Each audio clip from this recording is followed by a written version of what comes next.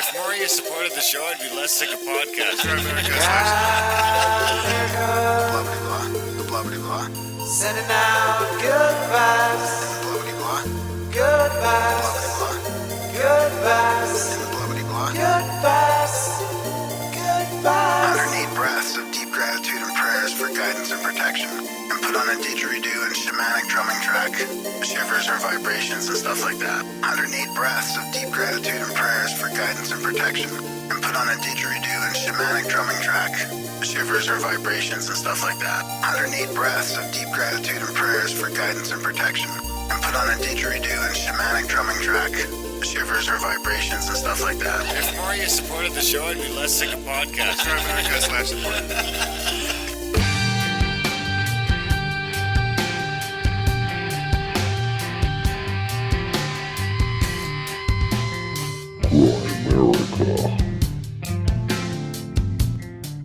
And it wasn't until I started working with people in addiction that I really saw like myself mirrored in all of these other people. Yeah. And how we're holding on to so much trauma and it's just causing so much pain, but we're not aware of it.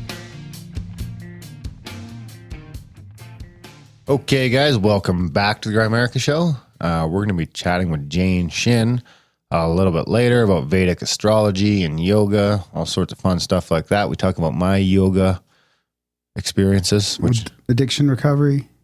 That too. We got Graham. I pipe in before it's my time. Dunlop over here. Is that actually now in real life? He's on his way to Europe. Oh yeah, I'll be in Europe at this point when this comes out. This comes out. Yep. Well, some people listen to this fucking years down the road, but whatever. Yeah, that's true. Yeah, when it's released, be in Europe. Mm-hmm. So what do you got, buddy? How do you liking the new studio setup here? Yeah, it's good. Thanks to Brody for letting us in here. And is this our first fucking intro we recorded? No, a second. Second. Yeah, a second, yeah. But it's good. We're on it's opposite okay. sides. We're getting used to it. It's a little closer for me, actually, after work, but traffic seems really weird. Today I had a weird experience coming here. I don't know if you guys have I was traveling on that dirt road that, like, there's a little connection that it's on down 100th or whatever, and there's a connection that's dirt, and I'm looking ahead of me, and I'm going normal speed or whatever, and I look ahead of me, there's like cars traveling double lane down the dirt road. I'm like, why is there's like two cars passing two other cars, and then two cars passing me, and then cars passing from behind. They're going like 80, 90 down this bumpy dirt road. Everybody, like 10 cars were speeding and flying by me. I thought, I felt like I was in the fucking Twilight Zone. Were you on like, 100th Street? I know exactly. Yeah, before the. Were you doing like fucking 30 down 100th Street? I was doing 70, dude. 70 down a dirt road. That's a main with a bumpy dirt people. road. Oh, yeah, People were fucking flying, and then they all end up at the red light ahead. So I'm like, what the fuck was that all about? But it takes a long time to get through that red light, so they want to get there ahead of you. It was weird. It was like everybody for themselves, like, whoa. It's a Wild West, baby. Oh, crazy. Anyways, some days. Why would you come that way? That's the best way for me to come. Stony? That's almost, Stony's better, but the road you're talking about is like a straight line. Yeah. Stony, nah. But that road is so bumpy. But you drive past Stony. Yeah, I know. And then I go straight all the way on the side road. But you could just take Stony to 16th and come in the back way. Did you know how lined up Stony was to get on it today? Just fucking cut in right at the end. Yeah, that's how I roll. That's bullshit. No, you don't. Yeah. That way you get in all those accidents? That's from texting. Stony to Peg End is the best way. Right. Okay. Well, what people aren't too interested in our traffic. No, nobody gives a fuck. What else you got? Well, I got some, I don't know, listener emails, some UFO sightings, lots of feedback, stuff like that. Whatever you want to do, man. Okay, here, let's do it. Let's go with this. UFO quotes. We're going to get. Bingo, bango, social media jingle. Don't forget to rate, comment, and or subscribe to the Grimerica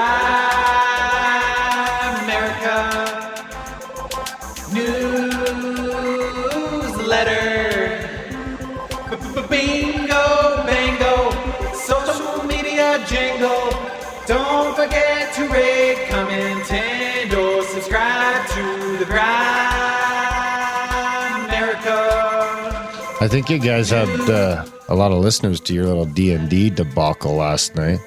I can't find fucking anything on this motherfucker today. It's driving me crazy. Yeah, it was a weird D&D session for sure. Not the like, yeah. Like the first half, I thought was like super strong, and then it just kind of tailed off. Oh yeah, that's a good point. Yeah, that's the type of encounter. It was a tough encounter. I'm still left in the belly of the beast. I was swallowed by the creature, Darren.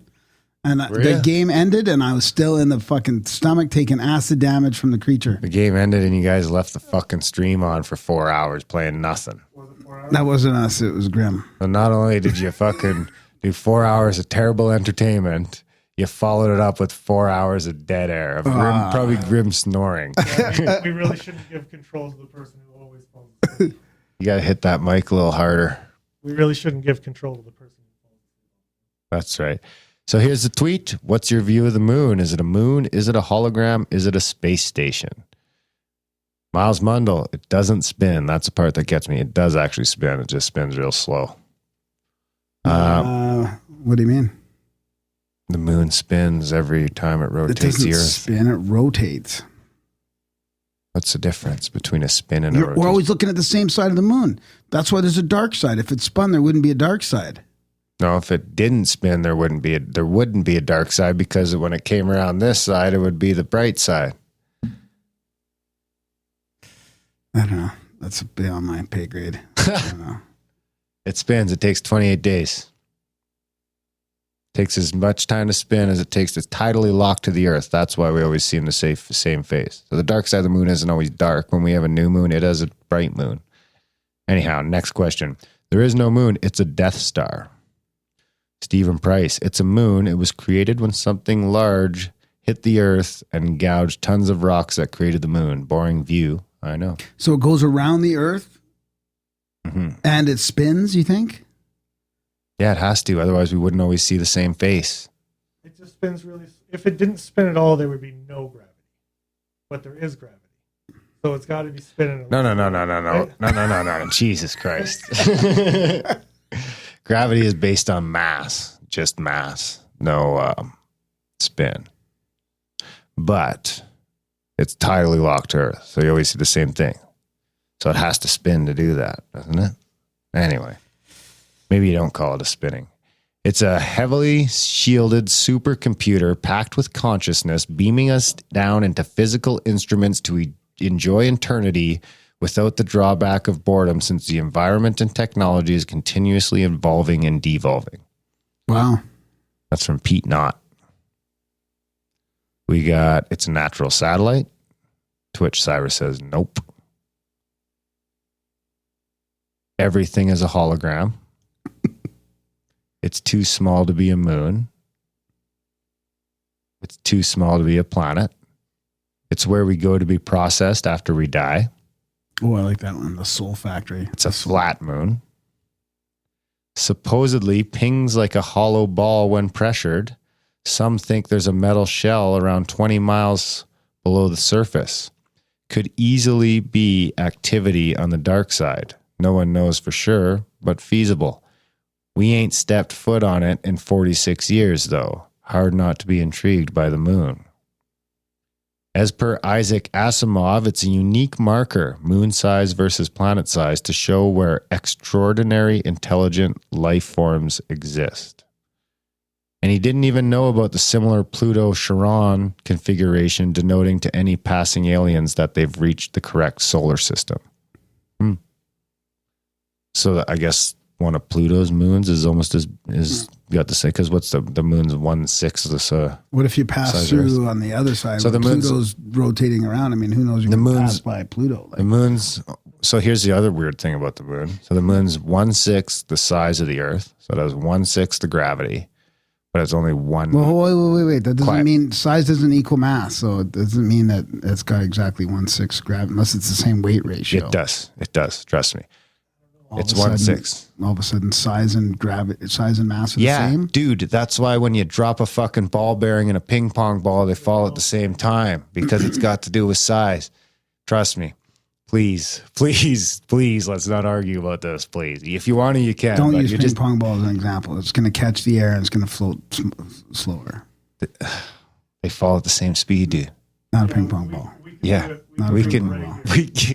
Ping pong balls won't do it, man. Now, ping pong ball is not a good example, I don't think. I'm telling you, they have the same gravity because they have the same size. So, because the moon's only 1/90th the mass of Earth.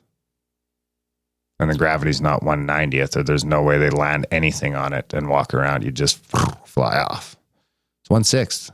1/6 the size, 1/6 the I gravity. thought you just said earlier when Brody asked about that you said He said it was gravity was from mass. spin. Yeah, and you said it was from mass. I meant size. Okay, there we go. Thanks.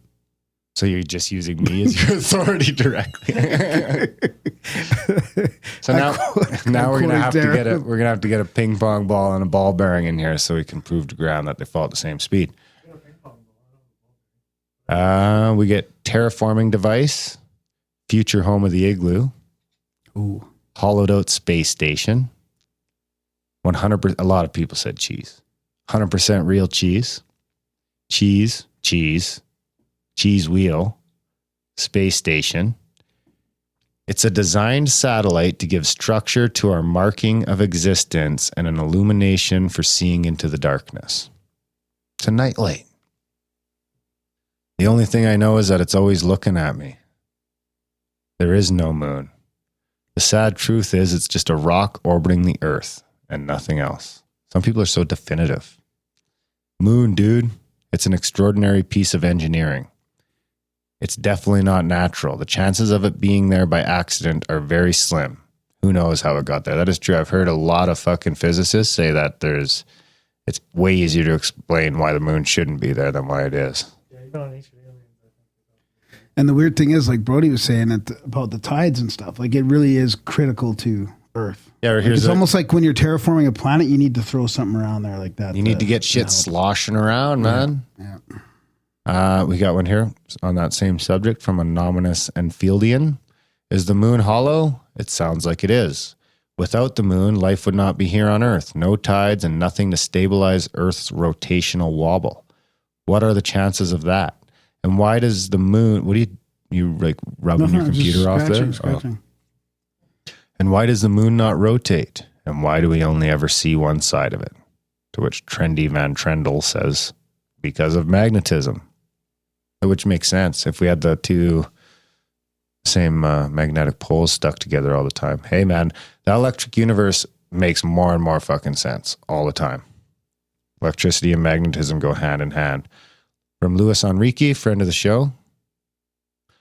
It's a plug. Once pulled, the fluid of space will wipe out like the ancient flood. We are in a goldfish bowl. That's pretty funny, actually. It rings like a bell. It governs our oceans and seasons. It fits perfectly within sacred geometry, or we within it. And according to most astrophysicists, it shouldn't be there. And it's also the exact same size as the sun in the sky. So it's like 400 times smaller than the sun or something, but 400 times closer. So it's weird. So they appear the exact same size. It covers it perfectly in an eclipse. Its mass makes it a moon. That's how the seas and tides are created. If hollow, no tides and it's only got 1/90th the mass. Space station. It's a moon. How the moon happened that way, not sure. Not aliens, Giorgio. Depends on what you call aliens, doesn't it? I have certainly met a few illegal Russians who, given the resources, would give moon making a bloody good go. That's a weird comment. The moon doesn't even exist. I've never looked up into the sky and seen what people describe as the moon. You are all part of one big conspiracy against me. I am more swayed by the PCH, primal cheese hypothesis, and lately am trending toward the goat side of the argument. Have you had enough, Moon? I mean, I could go on. No, that's good, buddy. That's enough. Yep, that's plenty. We're going to do an episode on the moon soon. Oh, here we go. Here's another good one. The moon itself is a illuminating celestial clock. It is a dimension higher than the one we're currently in. It marks the months for us. As a human in a flesh suit, one cannot travel or land on the moon or fly around it. There you have it. We're going to have Lewis Proud on soon, and we're going to fucking talk about the moon big time. Sounds good. What do you got? That took longer than expected. I'm fucking tired out. Yeah. I got some listener emails, feedback and stuff. How about that? Or do you want to get into, why don't we get into UFO sighting at first? CE5 experience. Or the quote. There we go. We had the new moon, dark sky, which is great. Had a planned camping, pitched our tent, went back there for the night. Okay. Clear. Darkest night. Okay, turn down. Read that meditation, did the singing bowl, and that shit starts happening. Pow, pow, pow. As soon as it starts the OO, we can turn it down. Yeah, that's good. Come on. Streakers coming down. Graham Dunlop. Come on. Seriously. Fuck. Triggered. Hey, Graham. Hey, Darren. Hope all is well. As I write this, I just saw on Facebook, that the igloo is no more. It survived an alleged DUI crash, but won't make the move. R.I.P. Best wishes and good vibes for the new location. Wherever it is, the igloo will live on in spirit. That's right. It's a metaphorical igloo now. First, I'll start by saying I'm fairly new to the actual CE5. I've studied it for many years, and I've read about UFO encounters and watched endless videos on the subject, and of course listened to many podcasts like Grimerica on the UFO phenomena. But recently this spring, I decided I'd start practicing CE5. I spent many a night watching Stephen Greer talk about CE5s and CE5 protocols and found it very interesting. I then started practicing meditation using an audio clip I found from one of his seminars explaining how the meditation works and what to focus on. I then practiced that for a few months, sometimes just in my home. Then I started going out at night and stargazing. Of course, you can spend many nights just watching the stars and planets and not experience anything. But I can say this summer alone, I've had 2 experiences and the second one undeniable. So let's get to it before I bore the listeners. It's September 13th, around 8:30 Eastern. I've got this app on my phone called Star Tracker, and it just shows you where all the constellations are in the sky. And it also sends you notifications when the alignments happen, meteor showers, eclipses, and all that good stuff. So around 7-ish, I get a notification about the moon, Jupiter, and the star Antares. They're in alignment, and I was busy at the time, so I head outside around 8:30. I turned the app on looking for the alignment. Unfortunately, I'd missed it because I live in an area with lots of mountains and it had already moved just below the tree line. So being slightly disappointed, I debated in my head if I should go back in or stay out and try a bit of CE5. So looking up towards the sky, roughly where the alignment was, I closed my eyes and centered myself, got calm, relaxed. I opened my eyes to take a look around, and something caught my eye in the northwest sky. I see a bright yellow star, around triple the size of the other stars in the sky. Most of them look like small white lights, so I start watching it, and I haven't even started the meditation yet, and it starts slightly moving right to left. I get nervous and shake my head and try to focus my eyes and even adjust my glasses. After focusing on it and readjusting my eyes, it's pretty clear this is a UFO. As I watch this bright yellow star move left, right, up and down and in circles, it's like dancing for me, and I thank them for visiting. Around 15 to 20 minutes passes, and it's still happening. All this, I'm trying to capture this. Let's see here. I lost myself here. At this point, my parents come outside to see what I'm doing, and I found the alignment. I told them I saw something even better and told them to come and see. And both of them saw it as well. Within seconds, the dance started again. My dad, in disbelief, trying to explain it away as a plane, and he asked he asked, have you ever seen a plane do that before, dancing and now flickering? So I asked them to move closer, and it rose straight up fairly quickly and then dropped down again, and my dad finally admitting it's moving erratically and can't be an airplane. Excited, we watched this go on for about 20 minutes and then decided to go back in. I stayed out for over an hour watching this UFO dance in the west sky, and it was truly an amazing experience. And the fact that I got to witness it with family was next level. I wrote this email as soon as I went back inside. I had to share this with Grimerica. So that's my second CE5 experience. Hope you enjoyed it. Sorry for the crappy grammar. but most of you are used to it by now in the chats. Take care and good vibes.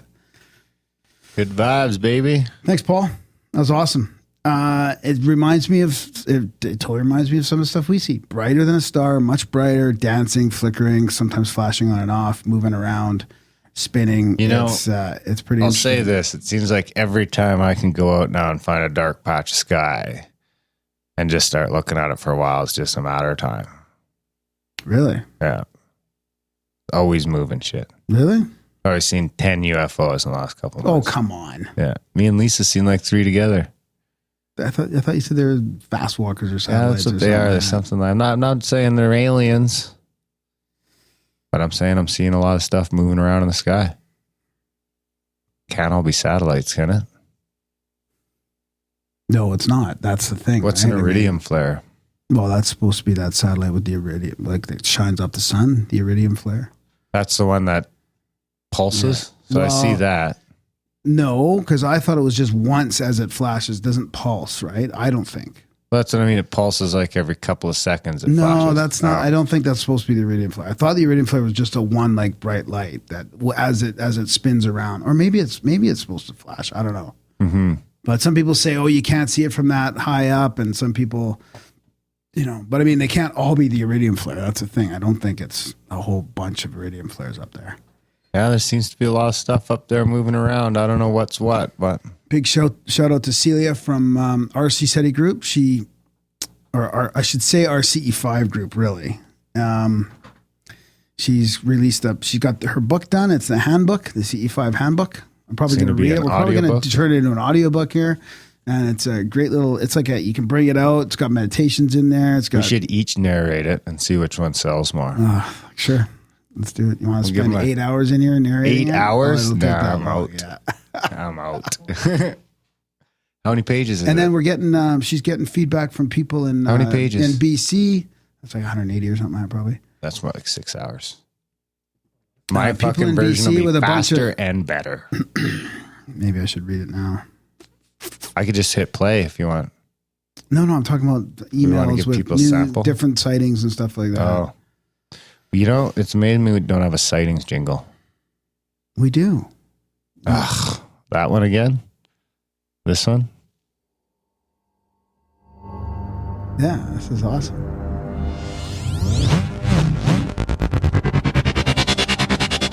We kept saying, what is that? What is that? And it wasn't until after the events happened and it disappeared to the south in the darkness that we went inside. We stayed outside for a couple seconds and we went inside. And she sat on the couch and I went to the bar and I sit on a stool and I took my glasses off and we stared at each other for 5, 10, 15 minutes, who knows? And I got up and I wanted to go back outside, and as I grabbed the door, I looked my wife right in the eye and I said, we just saw our first UFO. And she looked at me back and she goes, I know, I know, I know, I know, I know, I know, I know. It's like audio drama, not jingle. That was good. I like it. Yeah. And the vampire trance. I probably got another one. Are you not ready? What do you want me to do? I just played your UFO sighting jingle because you said you had some UFO sightings to read. Did I misunderstand that? All right, I got another one. Oh, you thought it was an after the fact jingle? We need a dead air jingle.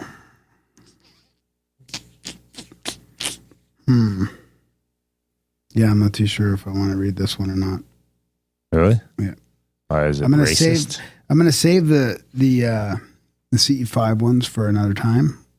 But there's some guys in BC in Revelstoke and stuff, and they're getting lots of different sightings as well. So Really? it's pretty interesting. Why aren't you going to read it? Because there's not enough details there. Oh, Yeah. don't like his report. You think it reflects badly on the UFO disclosure Can movement? I read you something else? Sure. No, I don't think that at all. That's not what it is. There's a synchronicity with ice rings in the lake and everything. The first time he did it, it's quite the story, but I wanted to wait till I got more information on it. Okay. So this is a good one, though. because this involves me as well. Oh boy. Yeah. Hey guys, congrats on 300 episodes. This is a bit of a synchronicity too. That's an amazing accomplishment. Been listening to your podcast for almost a year, supporter for 4 months, and I'm still working through the back catalog.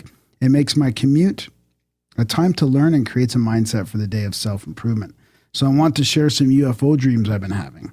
I'll preface by saying I have a real sighting of a real triangle-shaped craft, what seemed to be flying really low. I was a kid, so it could have been something identifiable, but I remember my mom being astounded by it also. This was over the Scablands of Washington, about 10 miles from the Dry Falls, at night coming home from an away basketball game in junior high. That's been my only sighting of a UFO, and that was about 18 years ago now. My first UFO... Say that again. Where was it in relation to the Dry Falls? 10 miles. North or south? Doesn't say. My first UFO dream came about 2 years ago. I was outside hanging with family when I heard a pulsating humming. I turned to look and I saw this craft. Looked experimental, and I remember the vibration was so intense as it flew by me that I had the feeling of chill and hair raised on my neck. I woke up with this feeling that I need to do something with what I saw, but I had no idea what. The second dream came about 6 months ago. I was on a ridge above a huge gorge. I was with my dad when we saw 2 ships. They looked commercialized but unmarked. Intergalactic delivery trucks with curves like a classic human vehicle. It was ultra real, like 4K. They flew by, similar vibration, but that was not the emphasis this time. Seemed normal the way I interacted with my dad in the dream. The third most recent one was about 5 days ago. I don't remember my dreams much, same reason as D-Ron. But these were so real and were seared into my memory. I was in front of my house this time. I saw a ship approaching. It seemed like a smaller ship, more personalized. I remember being excited because I thought I was awake. I could recall thinking, finally, I knew those dreams were about something. I didn't know I was asleep, and in my dream, I could remember my first 2 dreams. Oh, this is weird. When you're in your dream and you remember your other dreams. I've never had that happen. Really? So he's in his dream and he remembers the first 2 dreams about the UFOs and how they seem to be connected. The ship flew over, did some close circular maneuvers, and then started to land. I woke up there and was briefly disappointed and confused that it wasn't real. I don't know what to make of these dreams, but they are so different than my normal ones. I don't know how to interpret them or if I'm just watching too much sci-fi. What do you think? Am I being abducted in my sleep? I hope not. This is from Brando714. I think he's in the chats too quite a bit lately. Yep. Yeah. Seems like a cool cat. So to compound this, I'm going to compound it too. I wake up in the morning. The night before. Robbed. The night before. No, not today. Oh. When I got this email from Brando. I woke up thinking that was a crazy UFO dream. I had a UFO dream, and it was to the point where I thought that's so weird. I find that like I had another UFO dream because they don't happen all the time. I can't even remember this now. Very weird. I was throwing a basketball and some other ball type things at the windshield of an aircraft or of the craft from above. They were interested in my cat Zeus. I was kind of bragging about him. There were multiple crafts and landings in this building area. So strange. I wouldn't have thought much, but when I woke, I was thinking that was another UFO dream. And then I got your email today. This is your reply to him? Yeah. Part of my reply. So I was supposed to be leaving like in 2 days or tomorrow night to start heading to Smokium RV Resort. Yeah. Which is 18 miles from Dry Falls. Should have done it. You might have missed the big sighting. I don't want to go through the pass, I decided. What? It goes through the mountain pass, like fucking 3 hours of mountain pass. You don't want to go through there? Not right now with it snowing. It's supposed to snow snowing, all really? weekend, yeah. Wow. So I'm just going to the pass and I'm staying there. Might go as far as Fernie. Can I tell you now about another wake-up dream? Oh, we love hearing about your dreams, buddy. We fucking love it. I thought I had a dream jingle, actually. Yeah, forget it. No, let's hear about your dreams. Well, you got the lucid dream jingle, don't you? I can't. Oh, here it Can't is. find it. Is it real or a dream? What does that even mean? So I want to know what Brody thinks about this. Because like that other dream, same, because it's similar to the other one, right? So I'm having this dream. I'm with this girl, and she talks about her dad liking something about Pink Floyd's "Great Gig in the Sky" and her dad. And I'm thinking, my dad used to love that album and that song, and I was talking about how much my dad loved that Pink Floyd, "The Dark Side of the Moon," and "The Great Gig in the Sky." And I started bawling in my dream, like literally like just bawling, like all this emotion, like super emotional dream. Wake up, get in my car, go to work, and I see in the Cruising with Chats Discord. Cruising with Chat? There's a big paragraph. Like the first thing I see in there, they're talking about the Great Gig in the Sky. I'm like, what are the fucking chances that I'm dreaming about this and that's the first thing I see in the chats? That is fucked up. I remember seeing that in the chats that day, actually. Yeah. That's like, I don't know. What do you think, Brody? I mean, like, is it like there's too many of these dream things that happen where, like, am I picking up on something? Dreams, or I don't know how I feel about dreams. There's such a, like, I don't even know Intangible, where to start, weird, right? sort Like, of intangible thing. Well, intangible. I can't even say that word. Intangible, from like a physical perspective for sure, but like even like the amount of research that's been done on it is like so inconclusive. Like you don't even know where to start with something like that. Like could be something as simple as like your phone went off and somehow like subconsciously you picked up, like you saw the text pop up on your phone or something and then your dream picked up on it, or it's some sort of, who knows? Yeah. I don't know. I really don't know. Yeah, it's interesting. Yeah, dreams are. There's been some dreams are research from some of the lucid dream guys and stuff that almost show it's very similar to like OBEs and stuff. Like things can people can connect and things can happen. It's pretty weird. Yeah, we had one of those guys on the show talking about something like that, right? Yeah, yeah. We had a good episode a few months back, or a few years back actually now.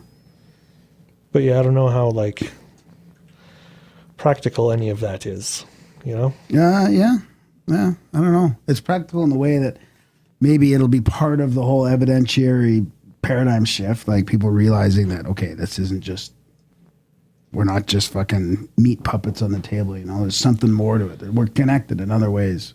Well, we're all connected through energy and stuff, yeah, but I don't know if it's like as deep as all those people are talking about. Yeah, maybe. Right? it's all just energy, baby. Yeah. I have a big email from somebody experiencing some therapy similar to what Jane Shin talks about in here.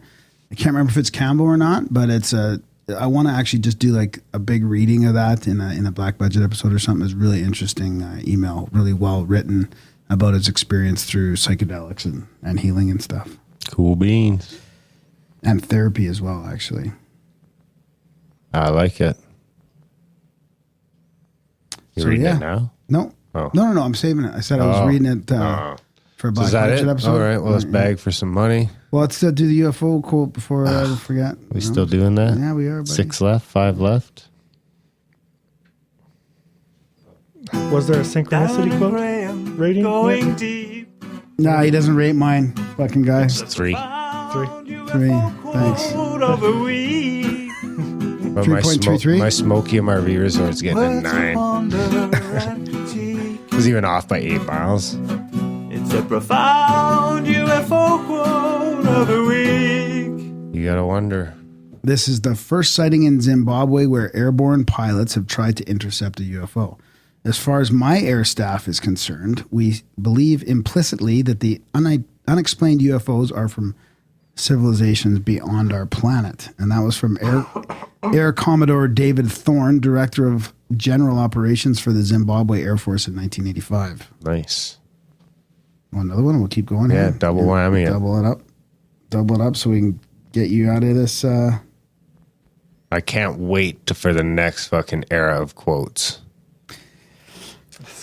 I've listened to fucking hundreds and hundreds of UFO This is quotes. good. This is part of the whole thing. I was know, given but there's this so many great quotes in history, and we're just reading UFO quotes. These are impertinent. That overlaps through all areas of our social.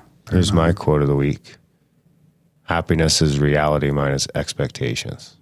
How about go fuck yourself? Resentments or expectations under construction? There you go. Resentments are expectations under construction. I would say resentments are more like unresolved expectations. Maybe disappointments or expectations under construction. Maybe. UFOs sighted in Indonesia are identical with those sighted in other countries. Sometimes they pose a problem for our air defense, and once we were obliged to open fire on them. That's Air Marshal Nurjadin Rosman, Commander-in-Chief of the Indonesian Air Force in 1967. Nice. Yeah. 67, good year. Isn't that the year fucking The Doors started? Or is that when Jim Morrison died? No, I thought might have been actually. I don't know. Yeah. Oops. Pretty sure the Doors weren't at Woodstock, though. No, they weren't. And they should have been. Yeah. Whoops. Bad year. All right, so That's I got a support email, like a thank you email. Yeah, spit it out. Hey, Darren and Graham, just listened to the latest podcast and was dismayed to hear the Igloo will no longer be the home for the Grimerica podcast. As Felix said in the jingle, many excellent interviews were had in the Igloo and will be missed by all Grimericans. I'm 25 years old and have been listening to the show for about 4 or 5 years. To the show. So safe to say Grimerica definitely helped me and my worldview of today. I can't imagine not having the show to listen to anymore. So I just canceled my $1.11 subscription and resubscribed to the $5.55 donation. And I urge all fellow Grimericans to up their support as well, whether increasing an existing subscription, subscribing to the show for the first time, or making more of an effort to share the show with more people. We all can do something. The diverse and open platform provided by Grimerica is an important component to the truth movement, and it needs to keep going. Thank you, Darren and Graham, for all you do. The listeners of the show have your backs. Sending good vibes from St. Paul, Minnesota, and that's from Eric. Thanks, Eric. Really appreciate your support. Absolutely. And very well said. Thanks for the raise, and that is well said. And yeah, like we said, it's if we didn't have any supporters right now, probably the show would have just probably came to a like crashing halt. Oh, totally. But we have a few, so we get to hang on for a little bit here. Crash on Brody's couch. Again, shout out to Brody for putting up with us and for moving all our stuff for us. And yeah, we're doing their new promotion there where we're going to dedicate a wall of the new studio when we can finally afford one to the first 1,111 subscribers of the show that pay our bills and help us pay for our new studios. So they'll be immortalized in Grimerican history. That's awesome. No matter how many listeners or whatever, or supporters or whatever we ever get in the future of the show, those 1,111 people will be historic. One day, when we have like a headquarters office, we'll actually build a fucking wall outside. We'll etch their names in. Headquarters. Oh my God. American headquarters, baby. Maybe the political party too. Alt-right Graham. Anyway, support the show. I didn't mean to say alt-right Graham. Sorry. Alt-great? Alt-great. He's all great. He's all right. He's not alt-right. He's all right. There you go. Anyway, support the show, guys. And there's also, we talk about some other stuff too. There's an internet radio station that we're on right now. On Wednesdays usually is our night. We got a bunch of other shows on there as well. OBDM, Our Big Dumb Mouth. Those guys are awesome as well. Similar stuff to us, a little bit more newsy, a little bit more clippy. Oh, are we playing the No Agenda stuff now? We got Nick the Rat on there. Oh, cool. Yeah. So it's getting filled with all our favorite shows. Yeah, if there's a show that you think should be on there, let us know. And we'll fuck. As long as they don't interfere. I'd love to have it all live all the time, but there's just not enough. You know, so we're just throwing a bunch of schedule. Oh, big, huge shout out to Adam of the Cat in the Box podcast because he's 100% handling all of scheduling right now. So Grimerica, along with Brody, Cat in the Box, Cruising with Steak, along with Jessen and a couple other guys, played D&D on the live stream last night. Quite the encounter. Gone. There's no way to track that down, though. It's gone. Oh, no. I think Grim recorded it. Yeah. Are you guys going to release it? No, but we should one day. Me and the OBDM guys might start a little commentary show over your guys' things. We'll troll you a little bit. I think that would be stellar. I think we're it gonna would be try so it much out. fun. Me and Mike have been talking about trying it out. It would add a whole nother level to D&D. There you have it.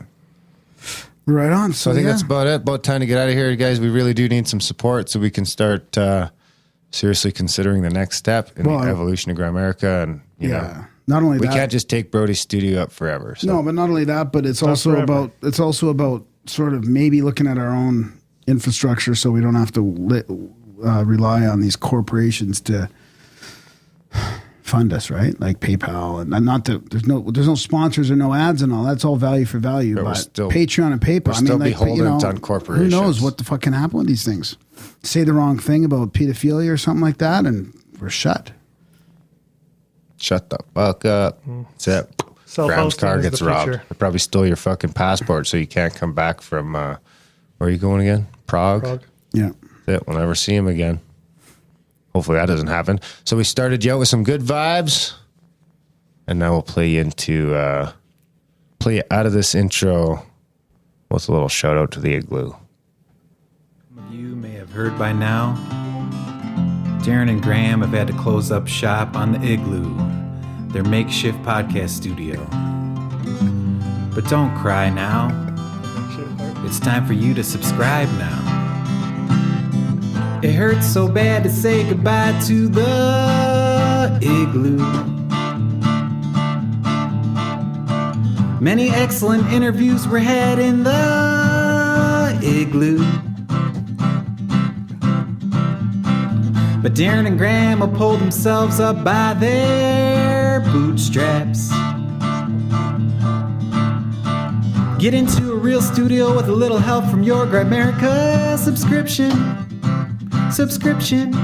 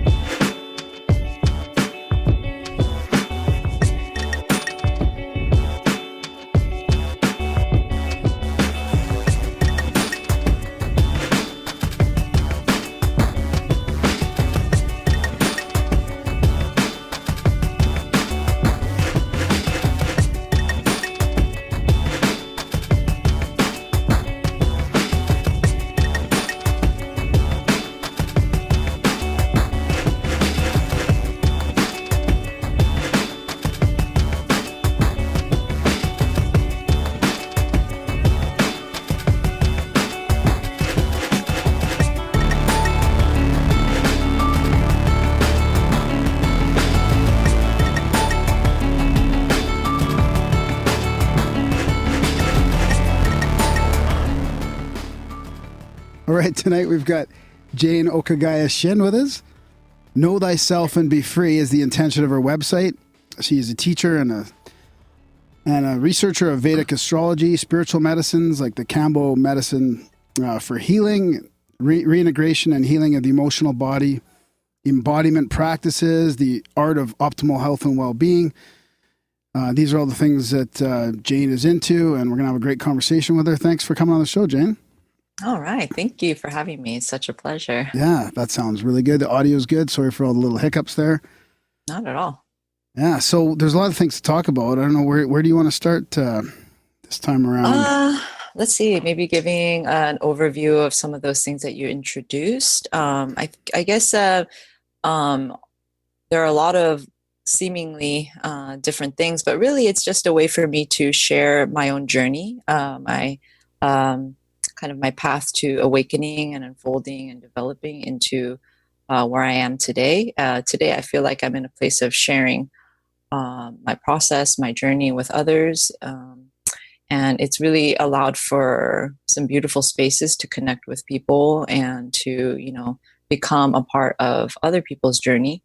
And and really like through this whole thing, it's just I feel like in line with what's kind of going on globally, which is an expansion of human consciousness.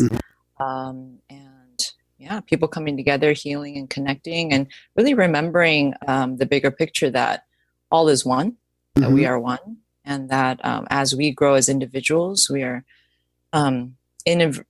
oftentimes indirectly and sometimes consciously contributing to the expansion of everything else. And so that can be a very powerful thing to be consciously aware of what we're contributing. So all of these little things that I do, Vedic astrology, yoga, Tai Chi, Qigong, Kambo, and I work with other entheogenic medicines or master plant spirits. And these are all just the things that I have found in my path that have helped me to reconnect with myself, reconnect with others, and really reconnect with what's going on in terms of me being a part of this human experience and remembering how tremendous it is, remembering the magnificence of life and really returning to my joy, so that's really what I'm here to hopefully share with the viewers, with the listeners, and also, my own supporters. Yeah. Hopefully Nice. we can get the communities together and continue to expand as we're doing. Nice. Yeah. Expand the hegemony. Hegemony? Do you have like, if you had to pick like a top 3 out of all those practices, what do you think you'd pick? You could only do 3. If we're like, Jane, that's it. You got to pick 3, no more. Okay. Well, I think that Kambo, and I work with master plant spirits, if I can kind of lump those together. Or shamanic medicines, especially from the Amazon. That would be one of them. Then physical embodiment practices, for instance, like yoga, Tai Chi, and Qigong. And then Vedic astrology for sure. And if I can kind of give an introduction of those and then also talk about how they really fuse together in my journey and practice.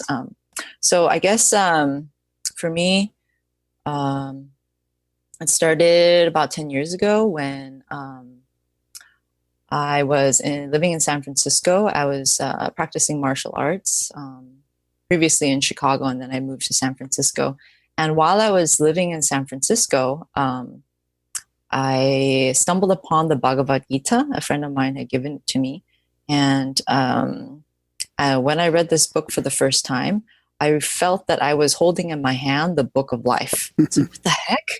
Like, how do they know all this stuff? Like, who knows this stuff? And like, what the heck do I have in my hand? And I really felt that I was touching upon something magical for the first time. And it really like re-inspired me. Because, when we're kind of in the rut of a life that seems devoid of meaning and purpose, it's like, we don't really connect to anything that's really all that like significant. That's how I felt, at least. So when I was holding this book in my hand, I was like, whoa, feeling that I had struck upon something very tremendous, or perhaps it had found me at that perfect time because I was ready for it, right?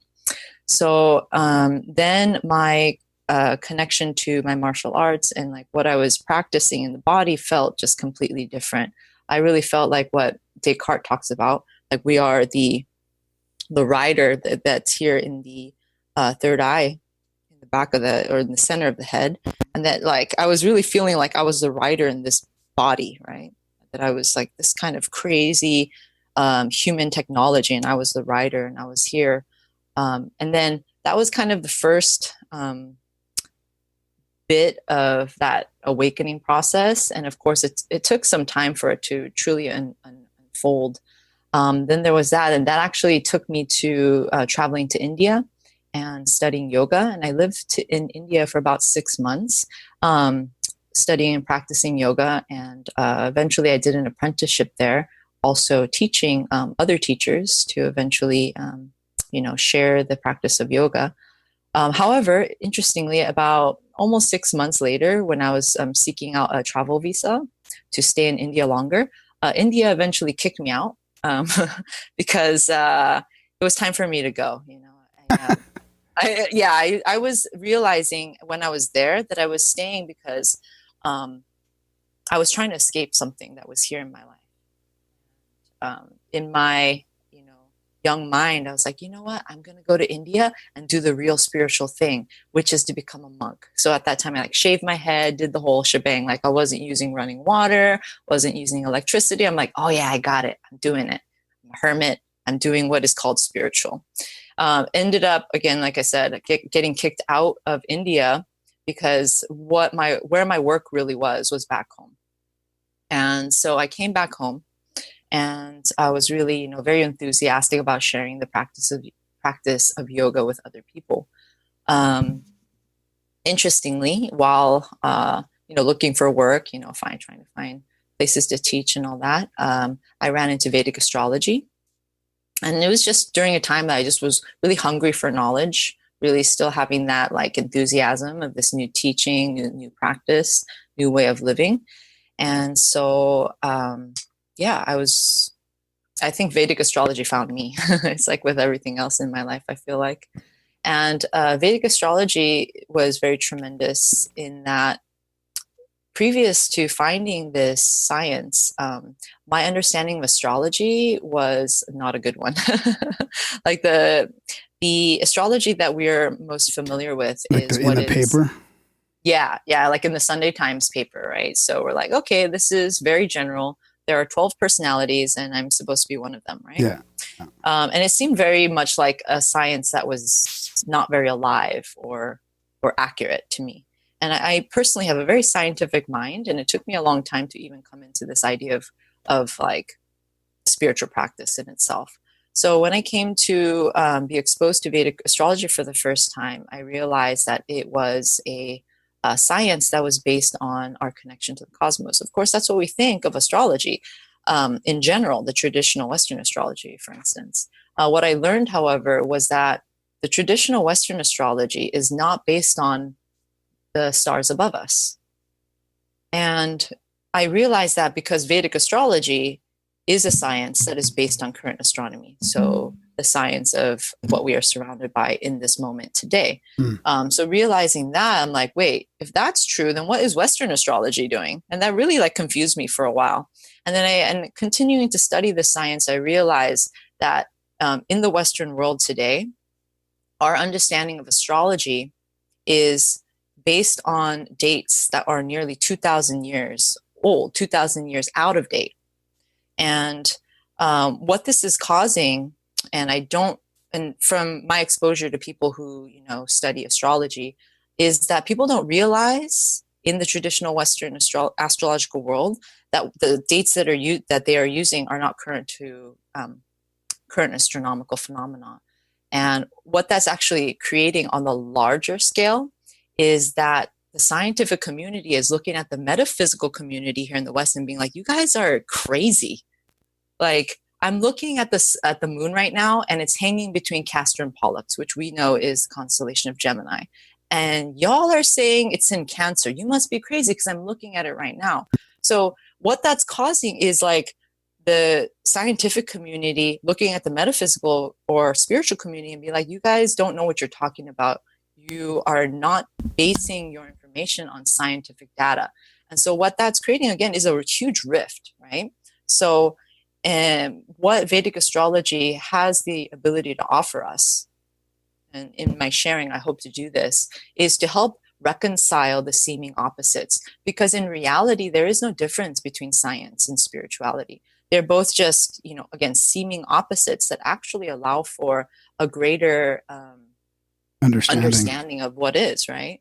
So I truly hope that, in my sharing, that is something that we can come to understand, that actually what we're doing here is the same thing, whether you approach it from the scientific perspective or the intellectual perspective, or whether you're coming from the, the approach of like the emotional body, emotional healing, energy, whatever the root may be, they all lead to the source. Yeah. And so, when we reconcile these seeming opposites, I feel like, well, it's another example of Tantra, right? Tantra is like the sacred union of the seeming opposites, in which case, a lot of times we think of it as masculine and feminine, right? And we see that all over the world today as well, like women becoming empowered, men starting to understand like a deeper connection to the emotional body. Everyone in themselves is starting to find that reconciliation of seeming opposites, like my outer self and my inner self. And so it's happening everywhere, even in science and spirituality. So that's kind of how I landed into the world of Vedic astrology. And on a personal note, and the reason why it became so impactful is before I left India, I was working with my Reiki master, and I was traveling with him for some time. And in his work, in his energy work on myself, I kept encountering the idea of mother.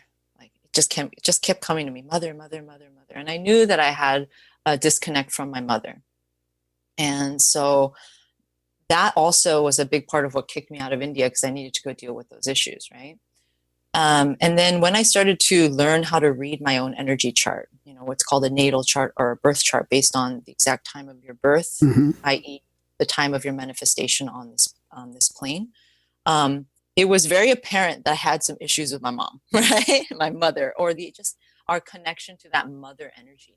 Energy of unconditional love, support. And so I saw that in the chart. But there's one thing to like theoretically understand something, and then there's another thing to experience and really to know it in your being. And not too long afterward, there was an interesting thing that happened in my life, which was my sister. She came up to me one day. She's like, I have to tell you something. I've been holding this secret for 3 years. I'm like, what the heck? And I'm like, bracing myself. I already knew kind of what it was about. And she's like, 3 years ago, I ran into this old photo, and it was a marriage photo of my mother and father. And it was dated like 4 or 5 years after my birth. And so she questioned my father about it. She's like, what is this about? And then he was like, I don't know. And then the truth came out, which was that the mother, the woman who raised me as my mother was actually not my mother. Oh, and wow. It was a secret that I was actually orphaned at a young age. Wow. And that she posed as my mother. And so, yeah, that's a huge turn of events in my life. And what I had originally thought was my disconnect with my mother was far deeper than I had ever expected. Yeah. So it goes to show that we might understand something theoretically, but until we start to experience it in our life, we don't really know what it means, right? We don't really know the feeling yet. So yeah, that happened, and was a huge turn of events that really that started to really get the spiritual awakening aspect in my life going. So that happened. And so I realized, okay, I'm adopted. And I had never met my birth mother before. So shortly after that, maybe just a few months, all of this is now exposed. I went up to my father and questioned him about it. And so he told me what had happened, not completely, and that comes to be unraveled later on in life. But then shortly after that, I was able to reconnect with my birth mother. So yeah, just something like 7 years ago, I just met my birth mother, and I realized and met also my two brothers. So it was a big thing that happened in my life that really catapulted my spiritual growth. So that's what happened on the externals, right? And then what's really happened is much later on down the road, I realized there's so much emotional trauma that's lodged in the emotion, that's lodged in that part of the body, emotional body, that's also manifesting physically, and has had so much of an impact on the way that I see things, the way I interact with people. And I realized that I was extremely isolated, very lonely person. I had a lot of trauma that I was holding on to that was preventing me from deeply connecting with people. And a lot of times, we are pretty much unaware of a lot of these things. And it was really in my work in addiction recovery, because I forgot to talk about this before, but I have a past of also addiction in substance abuse and alcoholism, which comes a lot from, again, these traumas that I had not faced and didn't really understand the sources of, and had not reconciled them myself. And so what happened is I was holding on to a lot of this trauma. And it wasn't until I started working with people in addiction that I really saw like myself mirrored in all of these other people, and how we're holding on to so much trauma, and it's just causing so much pain, but we're not aware of it.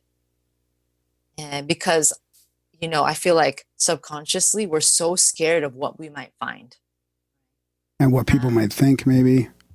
Oh, totally. And especially because, you know, as social creatures, so much of our survival has to do with being accepted by a community and group. And so it is very much a validated fear. But at the same time, like, yeah, I get it. But it's like, how much is that really serving us, right?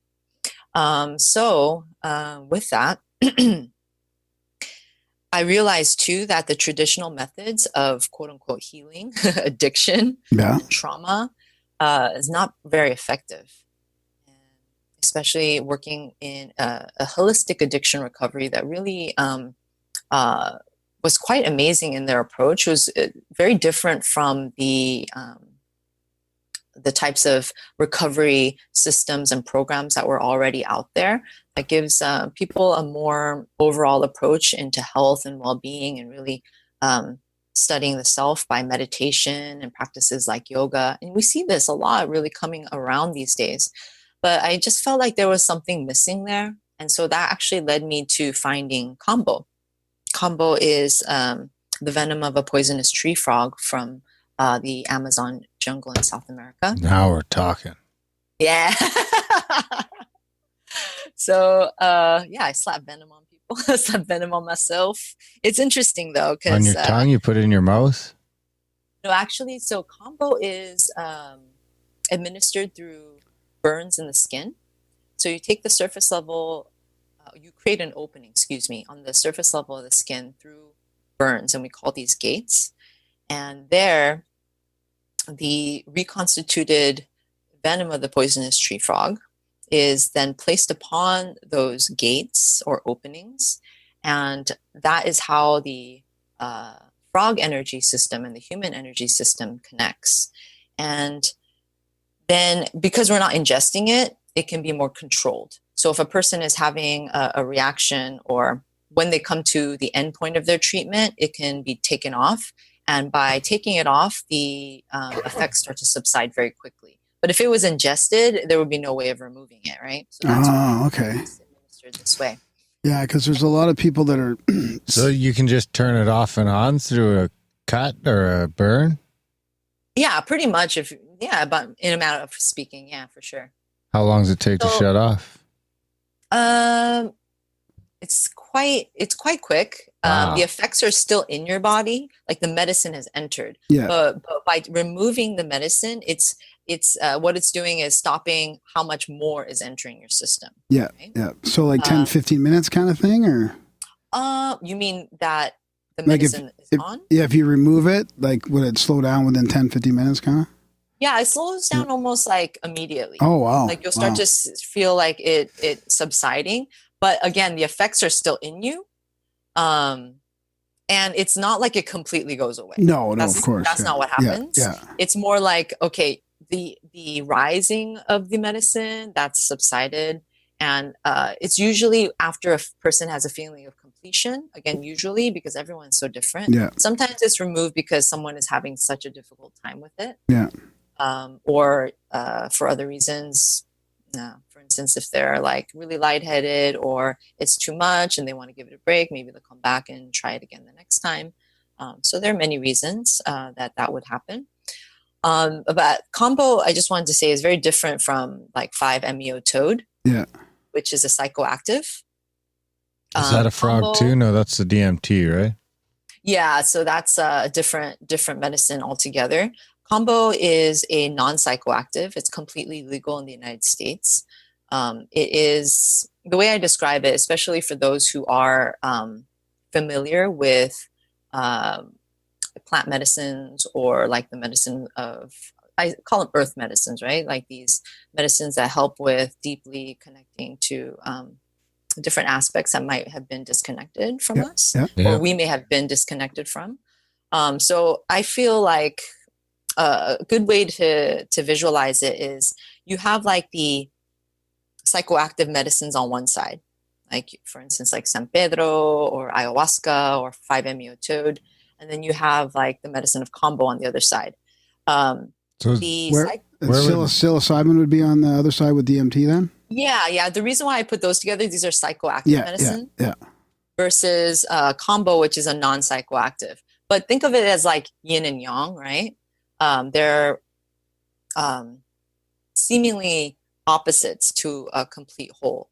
The reason why I say that is psychoactive medicines seem to work on the level of consciousness, like our awareness and our connection to like the cosmos, our infinite beingness. We have these like outer dimensional experiences. We're like, whoa, we're in the 5th dimension. I'm looking at myself from an outside perspective, right? I feel just in my exposure to working with the medicine community extensively and from people I've run into along my path, that oftentimes this can cause a lot of ungroundedness if we don't have methods to integrating these lessons into our lives.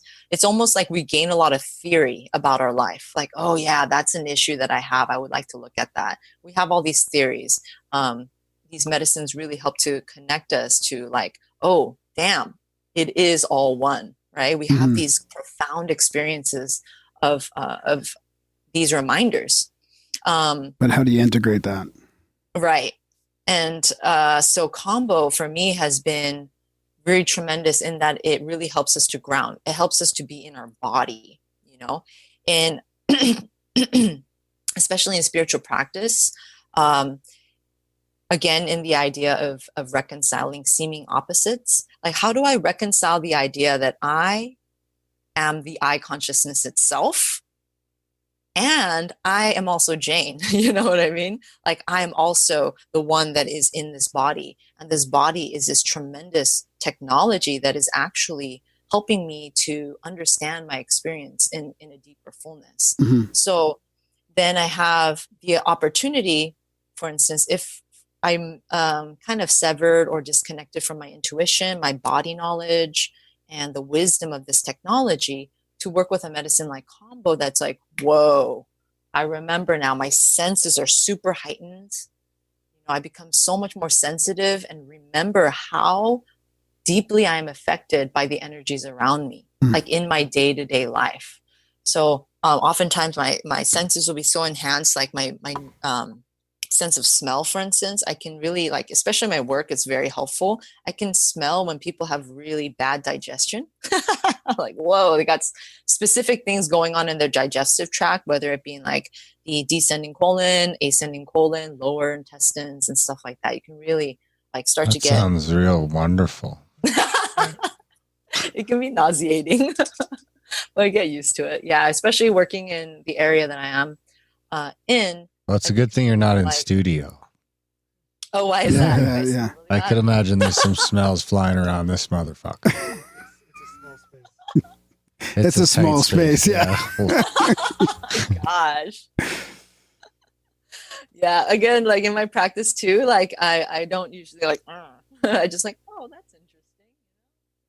Is it true, like mainly through breath or body odor?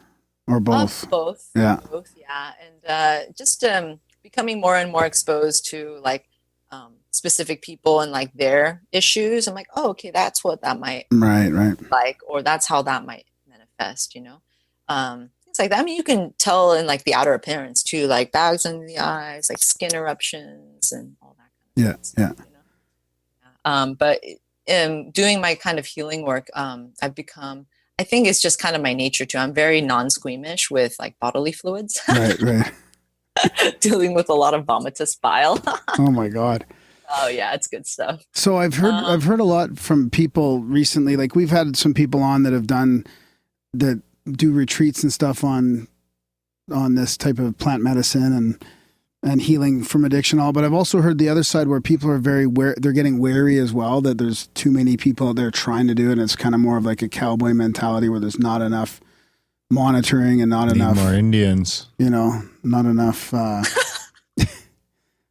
Cheers. I agree. I Yeah. totally agree with that. I think that just like with any spiritual practitioner, whatever wares we are touting or selling or providing and offering, just like even as a Vedic astrologer, when a person goes to a healer or for spiritual guidance or pretty much any advice, really, it's like, yeah, you might have these credentials, but I always look to the person. Am I resonating with them, right? And also, like, the power of their medicine that they are providing and offering is really going to be determined on the spiritual maturity of the person who's providing this medicine. So I really find that it's important to know the practitioner and the type of like spiritual development they have accomplished. And, sometimes that's hard because people can talk, right? I don't know. It's one of those things that we're in a really interesting time because this kind of medicine being specifically like psychoactive medicines being illegal, yeah. It actually makes it much more difficult to be like having good practitioners, for instance. I feel very lucky that I've run into specific communities that are extremely responsible, not only responsible, but extremely like experienced and knowledgeable and very authentic and how do you say that, like really honest about their medicine practice. Yeah. And I feel that because of that, I've had a really good experience with medicine, but same with you, run into so many people that have had like some terrible experiences, especially if the practitioner is not someone who's mature enough to hold a very safe space or doesn't have the experience behind them to know what to do in a diverse setting, right? Because I have run into some kind of scary experiences even in just my time with working with medicine, and I'm not even holding the space, you know what I mean? So I'm like looking at the practitioner like, whoa, that's gnarly, dude. Right? So it can be definitely one of those things where you're like, okay, I want to make sure that I trust the practitioner. And for those who are seeking out this kind of thing, I would suggest like being patient, and understanding that if you're ready for the medicine, you will really attract into your life a person that can really support your process into this kind of spiritual awakening that you are seeking. For me as a practitioner, I never work with people I don't know. And that's just to keep myself safe. Additionally, I want to keep the medicine safe, right? If something happens, I can get into a great deal of trouble if someone gets hurt or they're unsatisfied. And so I want to make sure that I have a good relationship with the person I'm working with. Not only that, if something happens to them, like how would that appear as a reflection of this medicine itself? I want to keep this medicine safe. I really honor it as a sacred medicine, especially in my experience. Man, it's really changed my life. It's crazy. So for those, it's crazy that putting Kambo aside a little bit, it's crazy that we're in a time, hopefully a short period, where to heal addiction from legal drugs, one of the best ways to do it is to use illegal drugs. Yeah, seriously. Or frogs. Yeah. Or frogs. Sure. Well, yeah, or frogs. Yeah. So that combo is that kind of puts you more in the present. Then is that? Yeah, I wanted to ask more about that too. Shuts down your daydreaming. Is that more of it? And are you talking about Kambo? Yeah. Yeah, Kambo really helps with that for sure. It's like being more embodied, being more present in yourself, like means that like I can actually be connected to the communication my body is sending me, right? Like, oh, I really feel like the erratic energy of like even having, let's say, a television screen nearby. You're like, whoa, I didn't know I was really that sensitive to it. And it's not like it's making us more sensitive. It's just helping us release that which is preventing us from being how we actually are, right? Which is also part of what Reiki or yoga or Qigong would maybe do, but over a longer period of time, right? Wouldn't it? I mean, don't you get some of those benefits from some of those actual physical practices as well? Absolutely. And I think that, I was using this kind of slogan previously. It's like we live in an extreme time, right? and sometimes we need some extreme medicines. Yeah, yeah. And I feel like the thing is, there's always that balance to be established in our practice. It's not to become dependent on anything, because it would be awesome for me if, I don't even know if that's the right way to put it, but like for me to like go to the Himalayas and meditate in a mountain somewhere, right? It's just, that's not what I've chosen to live in this lifetime. I've chosen to be here living in a crazy city in Southern California where there's all of these like eccentric energies. There's a lot of darkness. There's a lot of like chaos. And so sometimes, it's not even sometimes, it's more like nature has also provided medicines that are just as crazy that will actually help us to establish balance. Huh.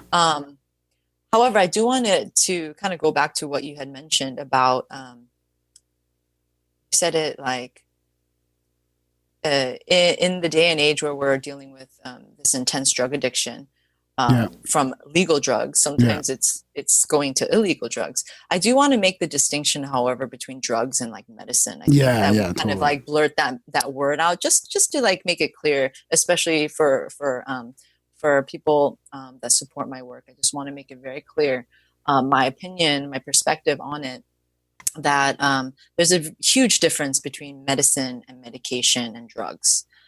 Although we do lump, let's say, for instance, unless you're a cop, like even marijuana. Well, that was my point when I did say that. It was in the context of cop. It was in the context of this is what the institution thinks of it, not culture, not us. So go ahead, even marijuana. Yeah. That's a drug. I mean, she has a medicine, right? Because she is a plant spirit. Very different from, let's say, like, actually, maybe not using that example specifically for what I'm going to say right now. Let's say using ayahuasca versus DMT. So DMT is the synthetically derived version or laboratory derived version of the master plant spirit ayahuasca, for instance, or any derivative of it.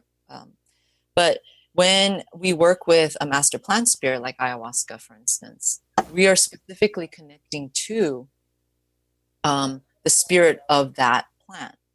And, I'm sure you've experienced in your own ceremonies, when we work with her, she's in the room, right? We feel her definitely like over us, watching over us, creating the space. And of course, it depends on the strength of the practitioner holding that space, how deeply you can go into that journey, feeling supported by another being, right? Versus like, I personally have never been drawn to DMT or any synthetic version or derivative of this medicine for whatever reason. Perhaps it's because I've had these profound experiences with Madre or Mother that I just don't have any desire for it.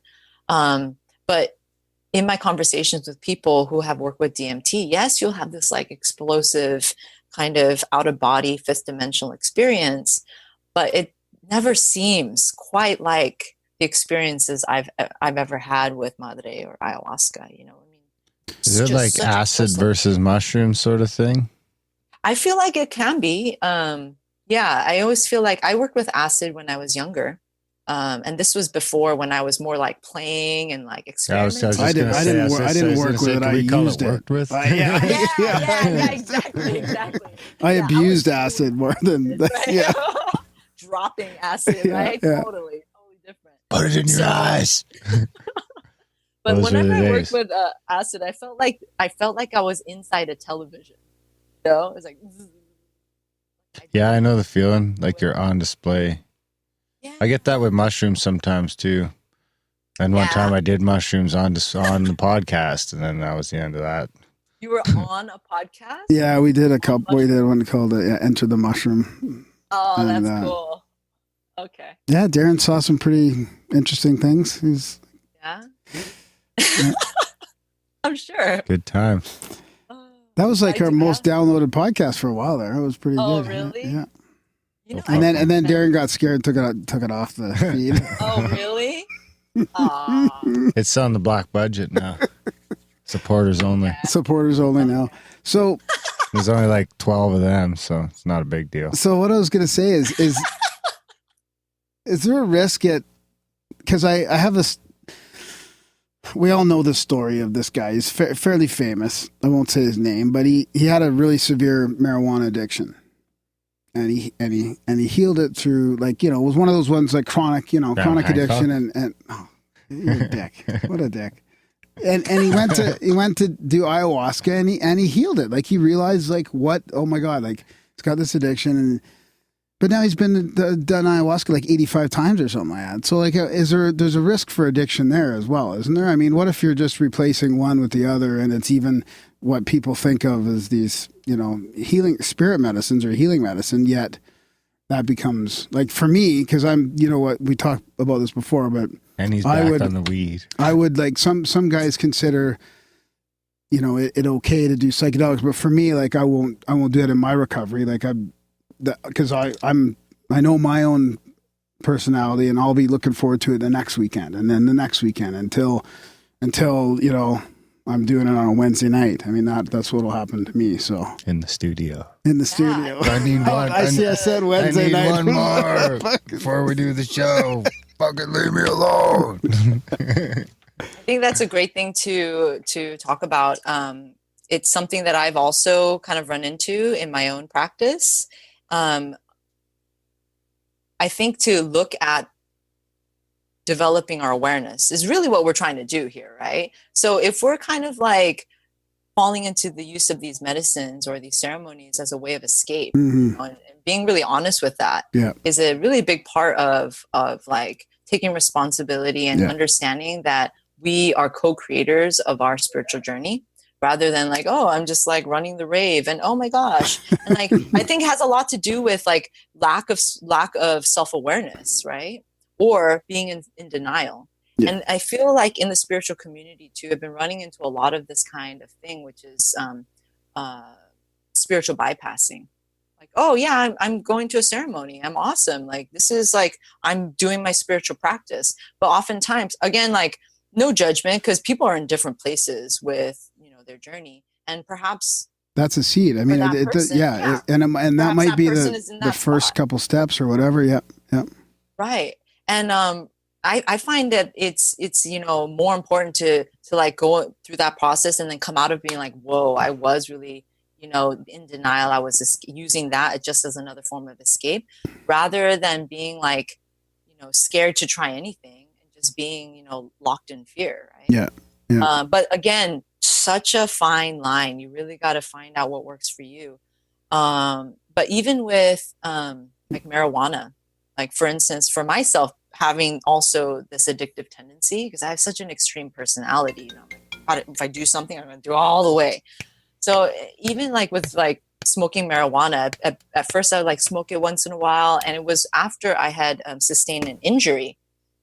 And it gave me a great sense of relief to be able to work through the injury and move on from there. But afterward, I just kept smoking it. Yeah.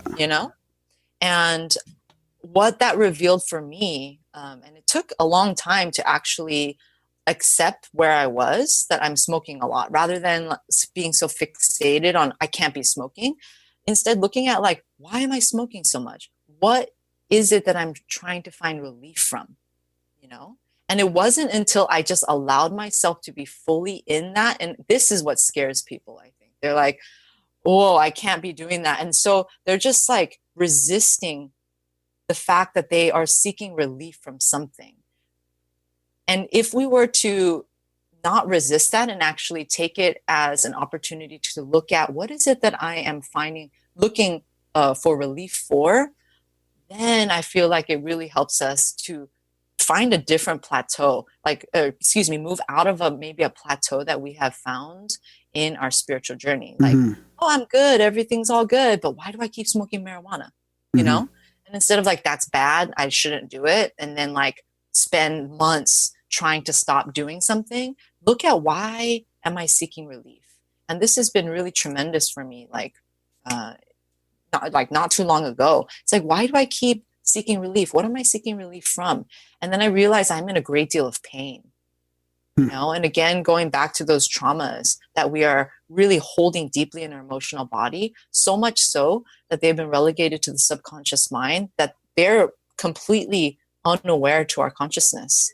And it's when we do things like smoke marijuana and we're like, I hate doing that, it makes me feel terrible.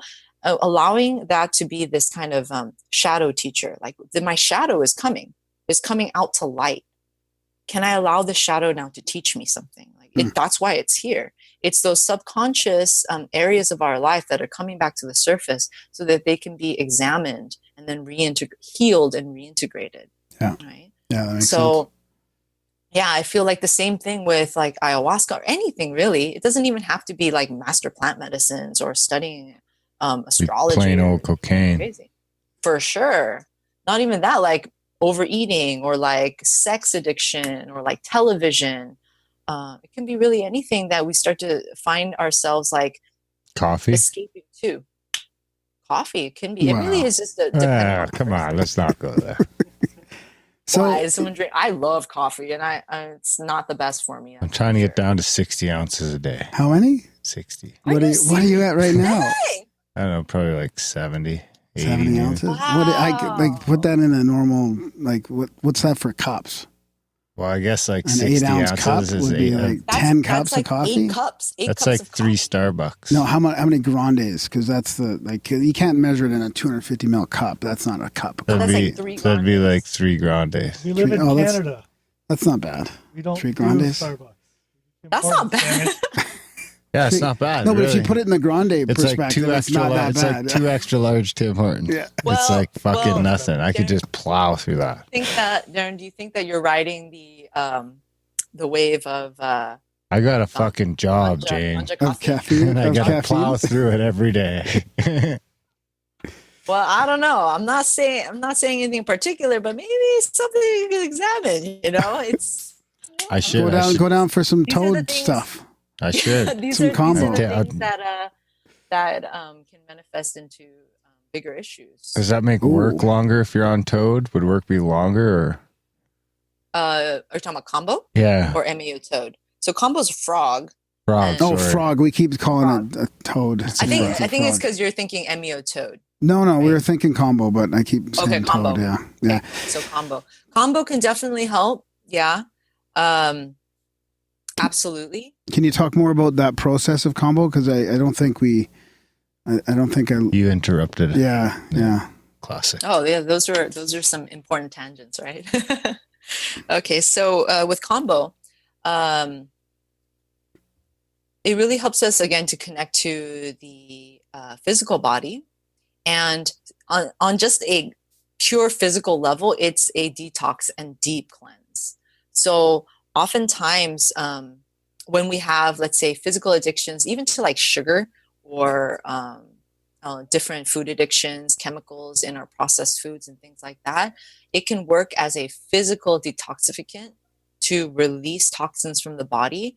I work, in a side note, I also work with colonic irrigation and intermittent fasting, extended fasting, and things like that. And Kambo can help to alleviate our physical connection, like metabolic, like dependencies on certain foods by giving it like a what we call immune reset and lymphatic system reset. It specifically, in what I've seen in my own experience, it targets the liver, and the liver is working so hard to help us to keep up with our detoxification process. And so I've never seen this in any other cleansing technique. It gets so deep into the liver that you can see, like you'll see like a little bit of bile come up in vomit, for instance. But when you work with Kambo, you see like some neon shit. It's some crazy stuff. It's like so, I can't even describe it. It's like so yellow that it has like, it's almost solid looking. You know, it's completely opaque. And oftentimes it'll like over time, it'll turn like green, brown, gray. Oh, it's just like substance I've never seen come out of a person in any other method. It's such a deep, deep cleanse. And because it is such a powerful detoxificant, oftentimes people will have like skin responses, because of course the skin is the largest detox organ in the body. So sometimes like people will feel like their skin is on fire. And sometimes we'll get skin eruptions. I know I've had some skin eruptions from working with detox programs. And really what led me into working with Kambo is because of my own past of working with so many man-made substances like cocaine, heroin, alcohol. It's just so I just felt so like nasty in my body. And so it's really helped. And you know what? It wasn't until like I worked with Kambo for like 3 years, I feel so much more connected to my body. But it really depends on like how often you're working with the medicine and also like what you're doing as a measure of integrating. I also want to mention for myself, what has been so profound with working with Kambo is that as an animal spirit, the frog has no fear in its experiential field because it has no natural predators in its environment. So what it also does, and beyond just the cleansing, is it helps us to connect to our inherent fearlessness. And that allows us to start making like changes in our life that we may have felt like stuck in some way from being able to do. So for instance, like even beyond the physical detox, I have found people will like sever ties from certain jobs, certain relationships, and including habits and things like that. And oftentimes it's we didn't even realize it was because of fear, and also like the illusion of having certain duties and obligations to things that I was unable to enact these certain measures in my life. Does that make sense? Yeah, totally. What about people just with chronic illness, or there's a bunch of different things now that people are really having a hard time even diagnosing or getting help through the Western medical system? Yeah. What about sure. Not addiction problems, but just really deep physical issues? Yeah. So I've actually worked with some people with some gnarly health issues. And just like with everything in terms of like human experience, they all have some kind of spiritual energetic root, right? So yes, it will help to for the body to become stronger and to gain a great deal of relief. But ultimately, when I say integration, I feel like what I'm saying is finding those things in my actual life experience that is causing my body to physically manifest these illnesses. You know what I'm saying? Yep. So even like with substance addiction, that is a manifestation of a coping mechanism that is appearing because of something that I'm not dealing with in my life, or an issue I have not really understood, or a trauma that I have experienced that I have not fully recovered from, and healing that my body's like, we need to look at this. Yeah. So whether it be substance abuse or it be like a severe physical illness, they all stem from the same source. And it's just really like the varying degrees of severity that they have manifested in a person's life. Do you have any other areas that any other physical locations that do this kind of therapy, like Kambo, like anything in Canada or anywhere else besides? Like, would you recommend people to go to other like locations? A powder or a liquid or? Oh, Kambo. So I'll answer that question and then go back to yours. Darren usually interrupts me, so yeah, ask him. Answer him first. That's and then why we call it Grimerica. So the way that the medicine is harvested from the frog is that the waxy secretion on the frog, which is the venom itself, is gently scraped off and then dried. Put upon bamboo sticks to dry, and then. So the medicine is actually non-manipulated beyond that. Like it's straight venom that's dried on sticks. And then the practitioner takes the medicine and just reconstitutes it with water. So it's just straight from the frog. Straight goo. So straight it's goo like on you the drink cut. it? Oh, you just pour the you're goo putting on it on your cut. You're opening up a gate. It's like frog gel. Pretty much, yeah. And so what we do is we create little little balls of venom, and then we put that on the burn openings. Could I just put that under my tongue? Where do you usually put the burn? Like, where do you usually put the? Well, you don't want to do that because then you can't stop it. If you get too, you know. How long does it last? But I don't know. I tend to jump in with both feet when Is that an option? Of eating it? Yeah. I would not recommend eating it because one, you don't know how your system will react, and two, there's no way of removing it. Well, I No, mean, but what if he doesn't forever? Then I'm just like, fuck him. What if he's already embracing? What if he's already embracing the frog animal spirit of no fear, and he's just jumping right in? What does the frog say? Yeah, I don't know if that's really following your intuition because I don't think that would be so good for your survival. But again, you know, I haven't done it myself. However, there was some times when I'll be like holding the palate and like putting medicine on, and there'll be a little venom on my finger, and like somehow, you know, I'm like wiping my face and I'll like feel it coming into my pores. Wow. And one time there's like, it kind of like got into my mouth and I started to feel like numbing and also like a inflammation and swelling. Oh man. Oh, for sure. I'd order like, me up some Kambo online and that'd be boom. You find me in here dead with my throat swelled up. Dude. Again, this is not protecting the medicine in any way. Yeah, that would not be good. No. It's okay. We'll hide it and say it was something else. We would never blame the bread. Never. Fucking gluten. But you were asking Graham about other places to get medicine. Yeah. Oh, were you asking specifically like where can we get? Like in Calgary? Hey, dude, I'll fly to Calgary. Do we buy it by the stick?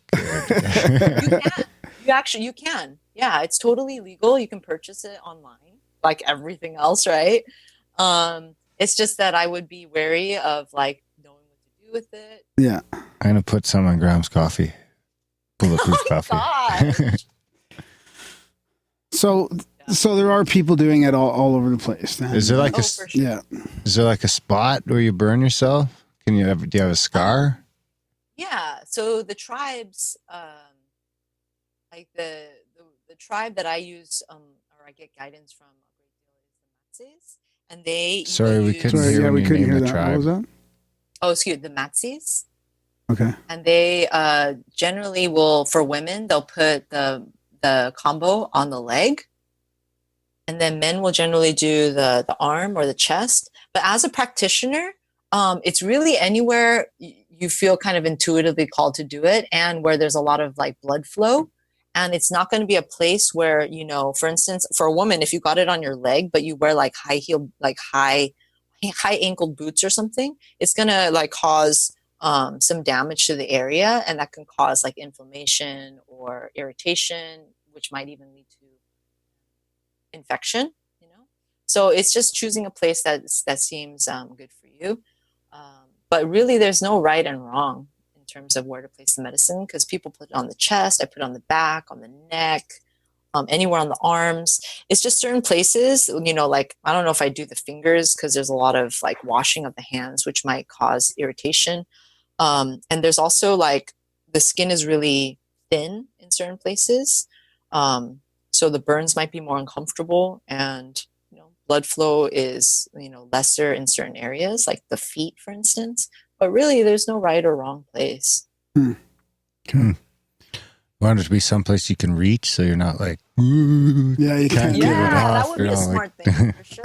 But if people have requested for me to place it on areas where, for instance, if they're having pain in a certain area, they like to have it placed there. I think because it brings like more localized focus to that area, energetic focus to that area.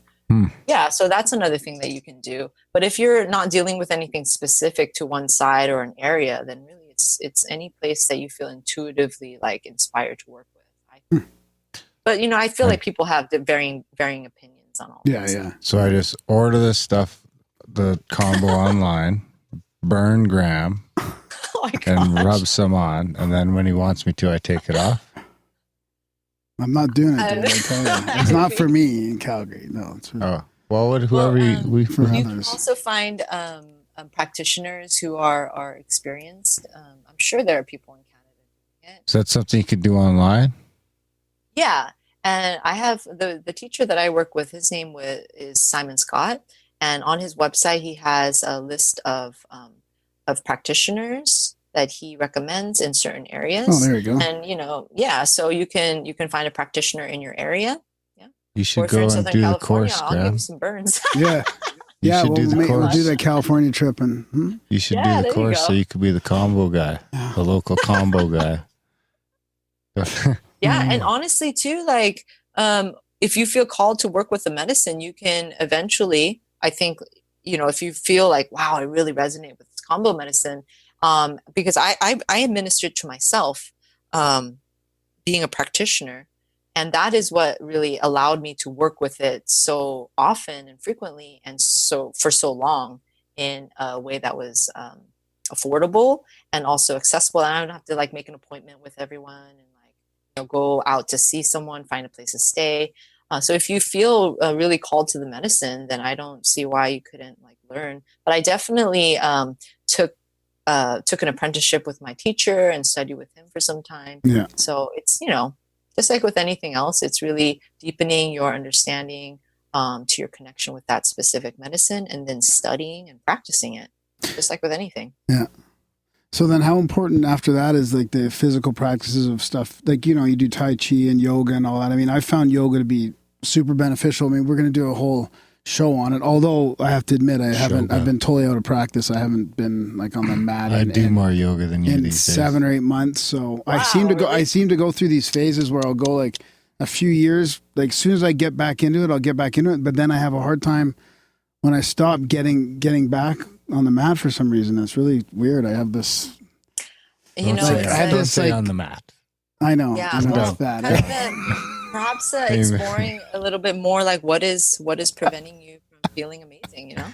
That's right. Yeah. What Yeah, there is something there. Yeah. Yeah. What is it that's preventing you from like integrating a practice that is allowing you to like? Because really, the physical practice, it really does help us feel amazing. Yeah. What kind of things that are we allowing to impede us from having that in our life? Is it like this kind of the illusions, of course, of like duty and obligation? I've got so much to do. Well, do you have so much to do that you compromise on your own health and well-being? Mm-hmm. And Dungeons and Dragons. Yeah, like what? It's getting in the way of my yoga. Because Yeah. that's also Do it during. What's that? You could do it during yoga and Dungeons and Dragons. Like a new fad. Yeah. The dragons do I've yoga. done a little bit. I've done some leg I don't know stuff. what Dungeons and Dragons entails. So. That's okay. That's good.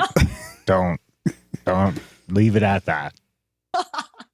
It's just a new thing that happened to correspond with my stopping of the yoga. I used to not know until we figured out that ground. Okay. Yeah. Okay. I was hoping Darren wouldn't pick up on that, but he did, so I'll admit it now. It's I guess. heavy, yeah, like, heavy is it like role playing. all-consuming where you would call it a coping mechanism or an Oh, I couldn't hear that conveniently. is it getting to a point where you would call it a coping mechanism or an addiction? Oh, maybe. Yeah, Yeah.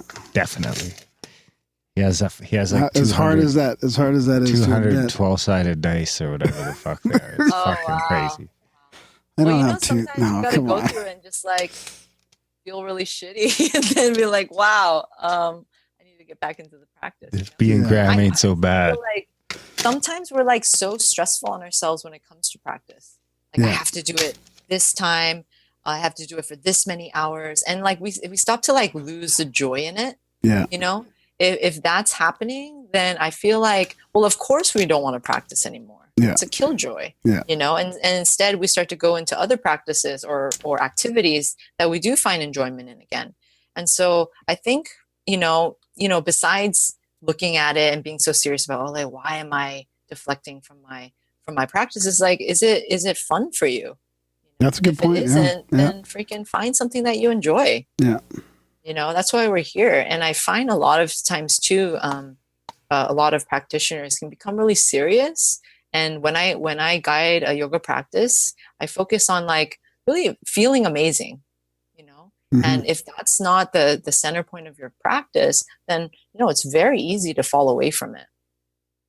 Mention some of the benefits too, though, of it, because I found it helped me be present, really, like having to listen to the teacher, listen to your body, focus on your breathing, really stay present. Like if you're not present, you're kind of just all over the place, and it would be very noticeable to yourself. Sometimes I just lie on the floor on my back. Yeah, that's fine. Stretch too. my arms out.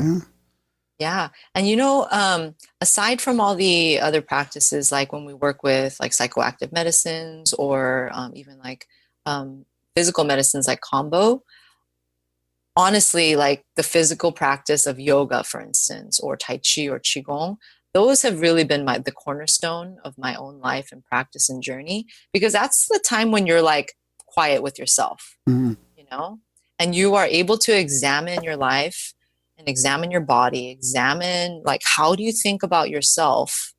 How do you speak to yourself? What is my attitude when I find myself in a challenge? Like really your physical practice is a microcosm of those things in your life. And it's outside of all the distractions. Like when you're in Kambo, when you're in a ceremonial Kambo, like you are deeply in effect of this outside thing. You're connecting to the frog, which is something outside of you per se, maybe not in oneness and all that, but you know what I mean? It's like totally outside your physical embodiment and you're connecting to that. But in your physical practice, this is you. And that's oftentimes why I feel like people kind of shy away from that practice, especially as they go deeper into it, because they're becoming more sensitive. So maybe you've come to that place in your own practice, Graham, where you're becoming more sensitive and you're starting to tune into more of like how you really speak to yourself and what's going on in your mind. Because I feel like that's the most challenging thing. And ultimately, that's what we all want to explore more of, at least in the spiritual sense, is like, who am I when I don't have all of the other things that are distracting me? Yeah. Like, like my job, my responsibilities, all the things I do for fun, all the identities and the personas that I give myself. And if it's just me and the mat breathing in my body, like who am I really?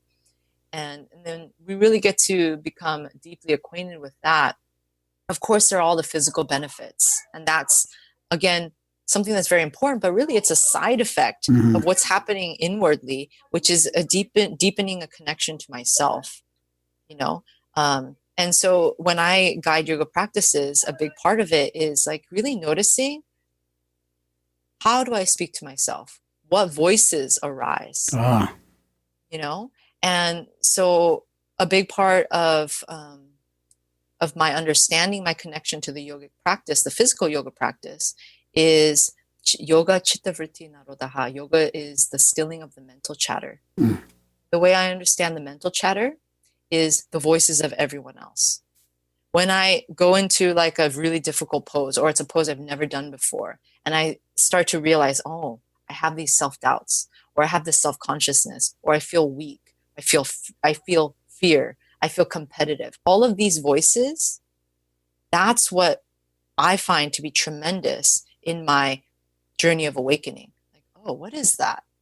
Why are those things hindering me on my path? Oh, yeah, that's a good point. Yeah, instead of it being, positive, I can get through this, or breathe through it, or focusing on all the little positive things.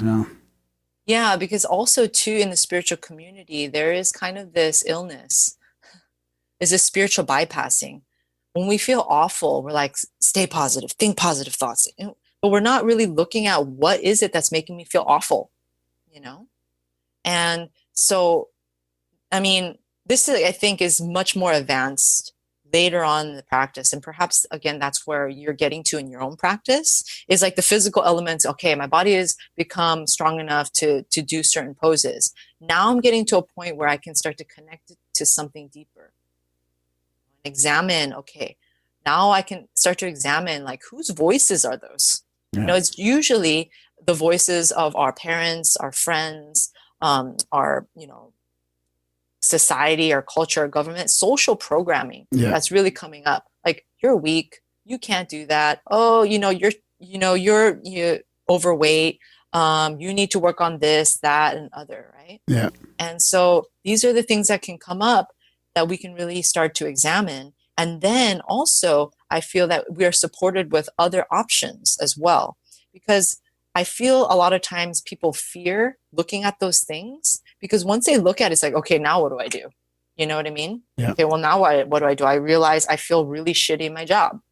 I feel really shitty in my relationship. I don't feel completely fulfilled with this, that, and other. And so they're fearful. We are very fearful of looking at those things, because okay, say, well, what do I do now? Yeah. Yeah. How do I get And out so of that? then we have the support systems of community, and also like healing, Reiki, energetic healing, as well as like Kambo and master plant medicines, for instance, and all these other things. Mm-hmm. But even yoga itself can help us to alleviate those things. When I feel powerful, when I feel stronger in my practice, that starts to translate into my waking life, my life outside the mat. You know, when I notice that I do this pose for the first time, I really suck at it, but I do it again and again and again, I realize, oh, it's become easier. Through familiarity, it just becomes integrated, right? So I start to take that same lesson into my life. Like, okay, I'm doing this. However, what's really happening is I just need to face it, breathe through it, and then through that, I realize it becomes easier over time. Mm-hmm. Not because I'm bypassing it or escaping it, but because I know how to deal with the situation, and I trust myself more, Mm-hmm. and I feel more empowered. I'm a stronger person. Yeah. And so again, like all of these other medicines and practices, they've just become support systems. But really the foundation of my journey has been the physical embodiment practices like yoga, Yeah. Tai Yeah. Chi. What's the one called where you lie on your back with your arms over your head? That's my best move. I'm not really good. I'm not really good at any of the other ones. Very difficult one for most people. Are you talking about Shavasana, where you're just lying on your back? I just lie on my back and I stick my arms up over my head as far as I can, and I try and get the so backs of my funny hands because to touch the Try ground. your I shoulder feel down. like that's the most difficult pose for so many people. Me too. For instance, like, guiding And I a can't yoga even do class. any other ones. Me and my wife will start doing yoga, Lisa, and then it's like she's doing the thing, and I'll try like 3 moves, and then I just poof, I go to the line on the back. I like how you call them moves too. Well, my shoulders are moves. so fucked. It's a mess. Really? Well, like there are things that you can do to strengthen your shoulders, right? Surgery. And you can always make No. I said the prolotherapy. You got to try the prolotherapy. Have you heard of Have you heard of prolotherapy, Jane, at all? Prolotherapy? Yeah. No, I haven't. Yeah, it's a naturopathic thing. Instead of cortisone, is it cortisone the thing I'm thinking of? Mm-hmm.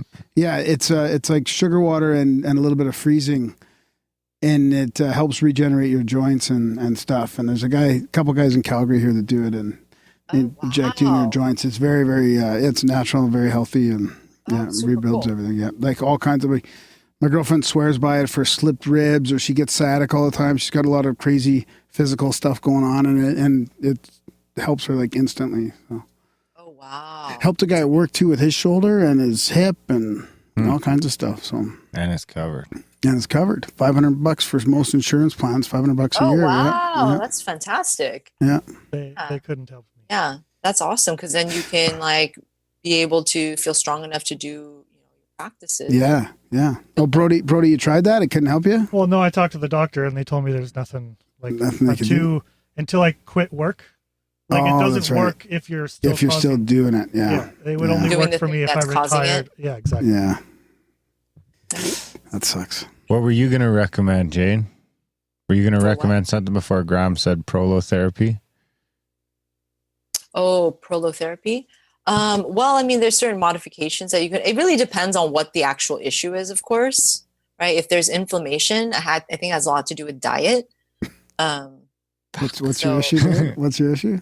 My shoulder is a mess. No, It's a mess is very vague. It just grinds. It hurts all across my chest. It'll tighten up all those muscles and it just rips it all. It hurts. Well, I mean, like massaging, it helps sometimes, or stretching, it helps. Like yoga helps. That's the main reason I do yoga, is because it kind of loosens everything up in there.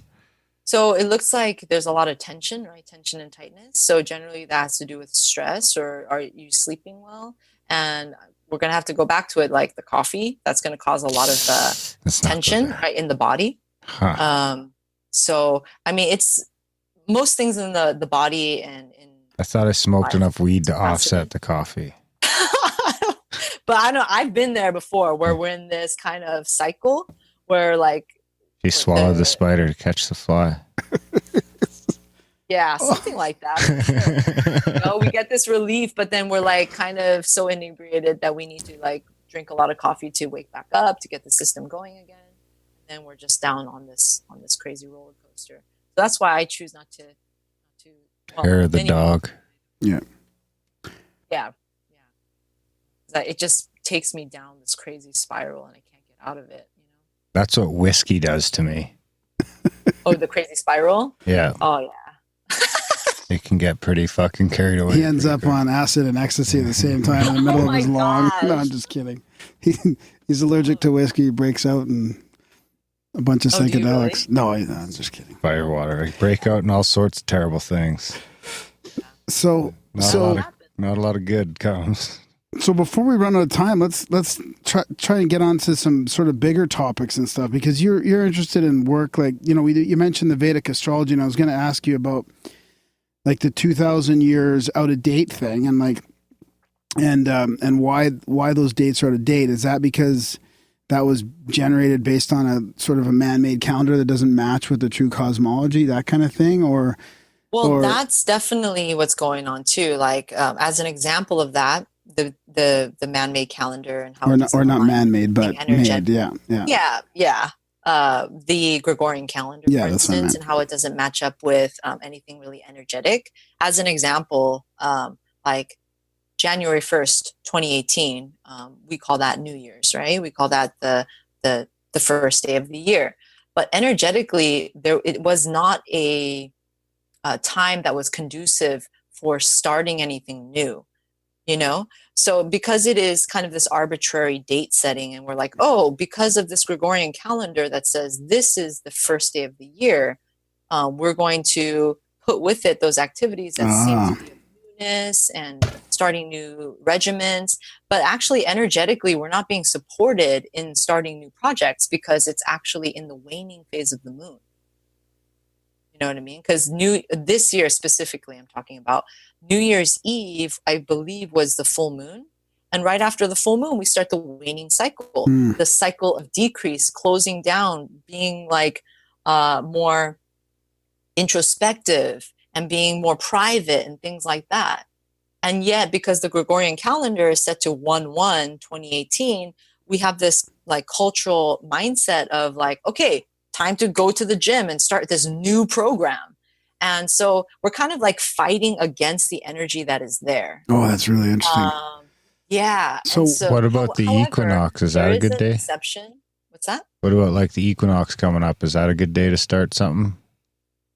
So the equinoxes and like the solstices, they're actually based on the amount of sunlight that is reflected on the earth, right?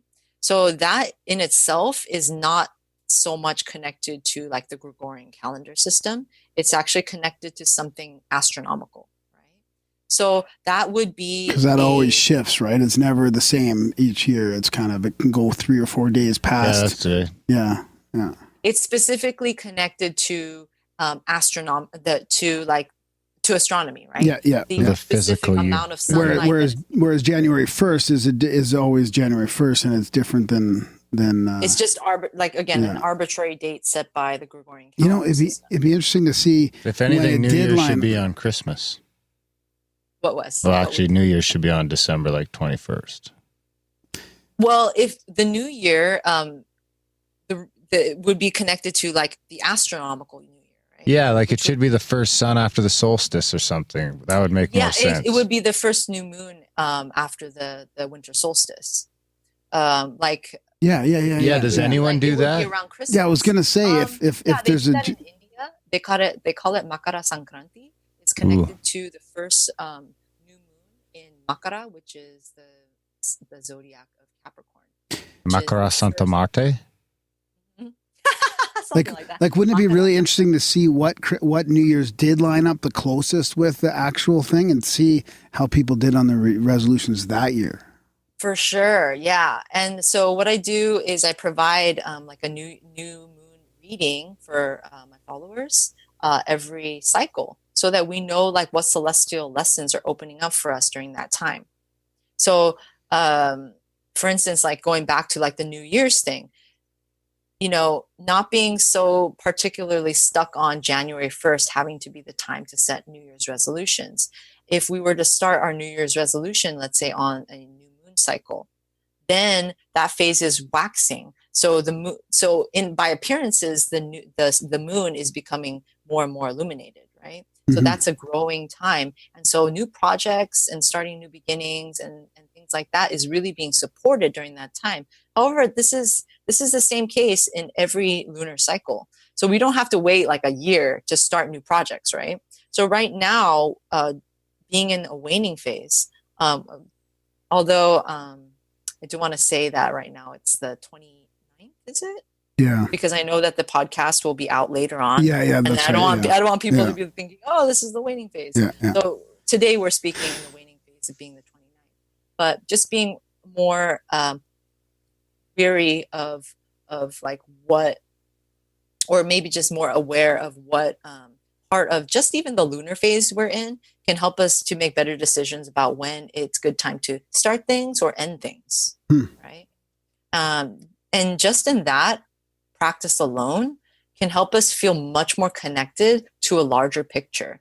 And this is a really big part of fifth dimensional expansion, like the expansion of human consciousness. And the way I understand that is like right now, living in like the fourth dimension, like three-dimensional things like, you know, myself and yourself and objects moving through time, being in the fourth dimension, we're very much like very like myopic in terms of our experience being like what I see in front of us, what we see in front of us. But when we start to realize that all things are interrelated and there's a larger picture, that is the start of being in the fifth dimension, where we see that Earth is actually part of a solar system, is part of the greater cosmos. But really, this kind of expansion doesn't happen until we go beyond the theory and we start to experience and live the theory. Do you go to the fifth dimension sometimes? I think I'm in the fifth dimension right now. Do you ever see Trump there playing chess? That 5D chess, yeah. Oh my gosh. That's pretty good. Well, in the fifth dimension, Trump is my brother. Oh boy. So, yeah, that kind of gets into like Nassim Haramein's work That's a little it. bit, doesn't it? We just went alt-right again. Yeah. Yeah, absolutely. And I feel like, wow, what a tremendous time we live in when we see people like Nassim Haramein getting to a point in their work where, for instance, like he's mathematically proven the oneness of the universe. Like, what? Yeah. Right? We got to have that guy on the show. Yeah. Seriously. So just coming to things like that, you're like, wow. But the thing is, again, it's just theory. Like we come to understand these things. We're like, wow, that's amazing, right? But until we really experience it in our own lives and start to live it and start to like encounter it on a day-to-day, we haven't really actually gone into the fifth dimension. But to have the theory, as one of my Taoist teachers says, root is the theory. Theory is the root of practice. So oftentimes when we have an understanding of like what I'm trying to understand and feel, it really helps us to kind of like channel our focus. Just like when we channel sunlight through a magnifying glass, you can create a fire. It becomes a lot more powerful when it's focused into a small space. I feel like theory really helps us to do that in whatever area we're doing. Like, for instance, in understanding oneness.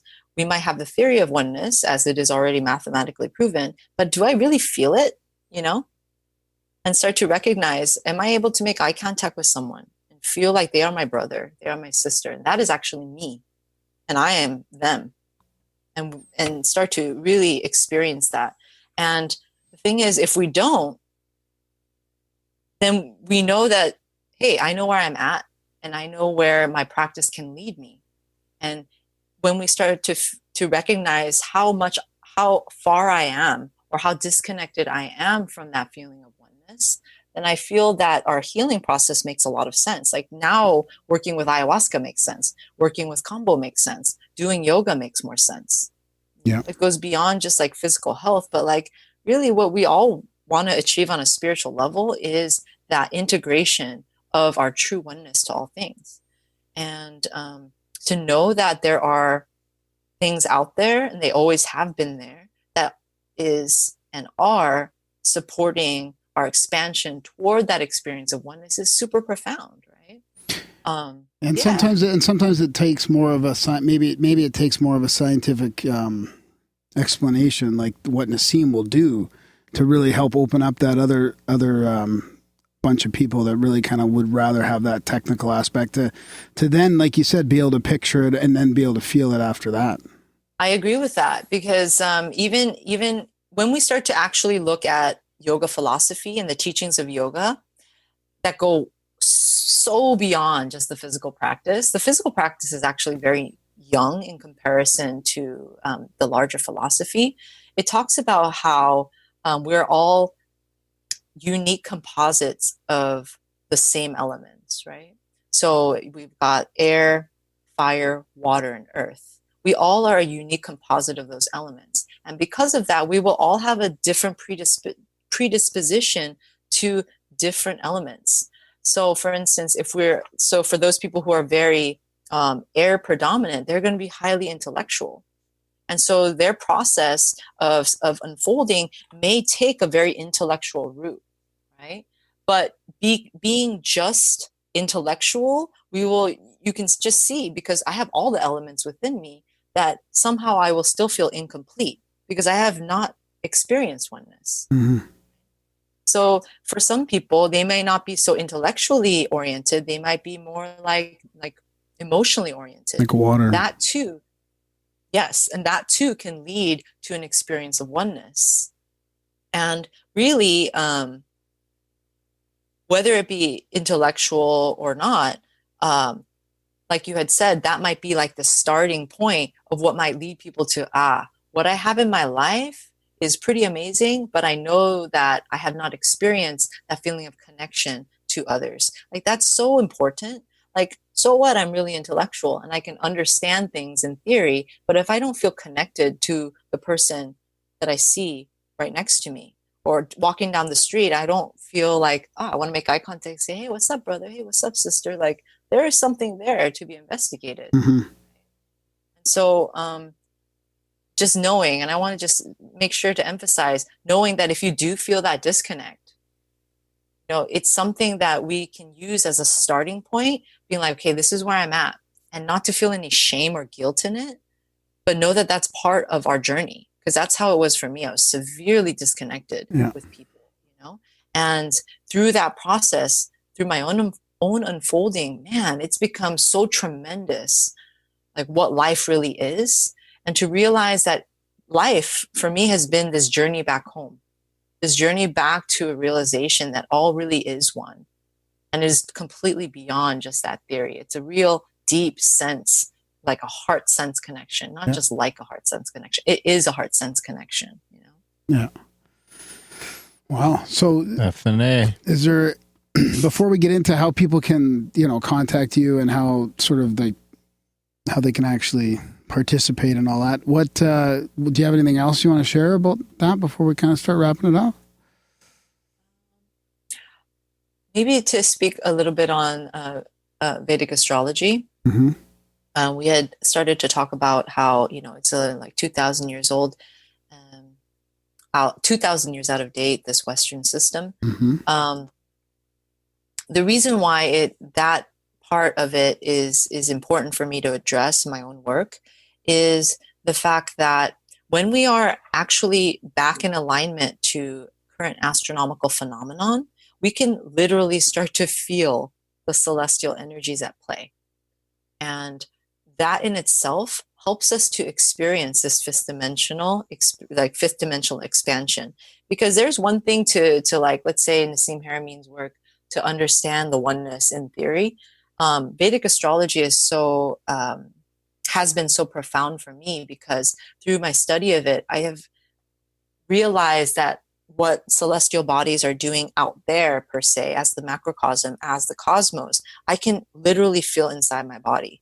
I can literally feel in my experience with others. And I can start to see that what is happening is that the energies out there and that correspond to my own energetic body are just all of them in a process of evolution. So when I become acquainted with what those energies actually are myself, I can start to really make sense of my own psyche and like what is happening on a day-to-day when I encounter someone. Like, oh, I went through this experience and man, I was kind of shitty to that person. Okay, what is that energy? Okay, that's energy of Mars, that's the energy of Saturn, energy of Venus. And I can start to see that what's happening is that the universe is providing these opportunities for me to work with that energy for it to evolve, because that's what's happening. And through this process, the energies become alive. You know, it's not something that is just like in theory, okay, Saturn does this, Jupiter does this, etc. Now I can start to feel it alive in myself. And then this for me has been tremendous in my becoming aware of what is even the fifth dimension, you know? And you can kind of think that they're the way these other planets and these celestial objects are interacting. I mean, the energy does physically shift, right? I mean, there is different electromagnetic spectrums and different things going on physically. So it is interesting how that interplays with our body and our consciousness. Absolutely. It's just hard to picture. Really it's hard to picture, but there's something there. But we're also assuming around Earth. Oh, come on. Don't even go up there yet. Yeah. Yeah. And I mean, everything is at play. It's just that this is like the most immediate macrocosm, right? Right. It's like the most immediate macrocosm right. that we can actually study and see. And actually that reminds me, I was listening to the Black Market feed. Sorry, I haven't subscribed yet, but I will. I think it was Randall Carlson. Oh yeah. Oh, the Black Budget. Yeah, Black Market. We should call the Black Market feed. That's good too. Yeah. It does seem to be available on the black market. She found the Black Budget on the black market. Yeah, that's pretty good. The new website will fix all that. She's been on the dark web looking for the Black Budget. Yeah, for sure. When she was buying Toad. Oh my gosh. So yeah, Randall. So Randall Carlson. Yeah, all the Randall you can handle.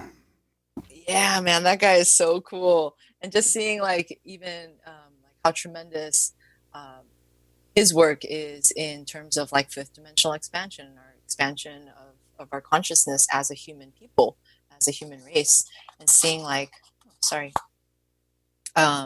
he talked about the evolution of the planet and the evolution of humanity eventually moving toward being a spacefaring race. Mm-hmm. Right? So a big part of fifth dimensional expansion that I see is that as we as individuals expand and start to become a part of the fifth dimension, really that's how we become a spacefaring race. When we start to expand beyond our localized paradigm experience, our paradigm of like Jane's life, I'm in this room talking to you, and see that in a bigger picture of like a cosmic happening. When we start to all, or at least a majority of us start to all come to a point where, you know, this is what we call in the spiritual like community ascend into the fifth dimension of like understanding, that's when we can start to ascend as a people off this planet. Yeah. And right now, the way that the celestial energies correspond to our energetic body is like sun and moon is here, Mercury is here, Venus is here, Mars, Jupiter, and Saturn, so forth. When we ascend off this planet, we now, physically, have ascended out of the fourth dimension, physically into a larger dimension. Now we are like in space. We will now be corresponding to, I think, Darren, you're alluding to it, is that we'll be actually affected by a different scape of celestial bodies. We will no longer be on Earth being affected by those planets. So once we actually ascend off this planet, now we're going to be affected by a larger dimensional scape.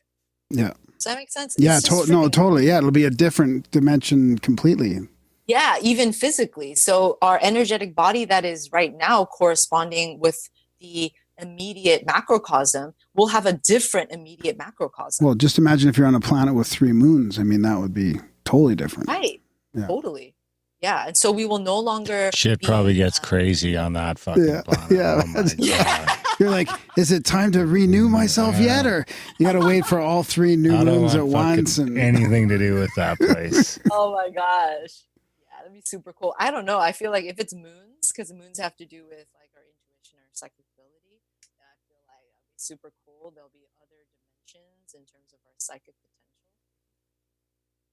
We missed all that. yeah, you got to try twist your cord. I think we Oh, did missed you you? on that. Yeah, I Dang don't it. know what happened there. All right. Well, I guess it's not meant to share. Yeah, yeah, exactly. Leave that little part out. There you have it. Never get to know the secrets of the 3 moons. Yeah. Unless you Yeah, watch so, Chronicles of Riddick. Yeah. My work right now, I'm actually working on some videos to talk about all this stuff and what's going on in the cosmos, so that people can tune in. Previously, I've been working through articles, but I feel like interacting through video is so much more powerful, because I often talk about like how our experience and what we're conveying is so beyond words. So to be completely limited to, let's say, an article, physical written words would limit us to a certain kind of understanding. So I feel it's time for me to reach out in video form, so that it can be more interactive. Yeah, good. And it's also a little bit faster. It's more free flowing. I'm not like editing and all this stuff. Oh, that's a good point too. Editing's for suckers. So There will be some editing involved for sure, but I can put out a lot more information. Yeah. So do you have a YouTube channel then? I will. Hopefully by the time this video, this podcast comes out. Oh, yeah, cool. you got a few weeks for sure. So as soon as you have it, send Graham the URL and we'll throw it in. Yeah, I'll throw a link in. I'll have that.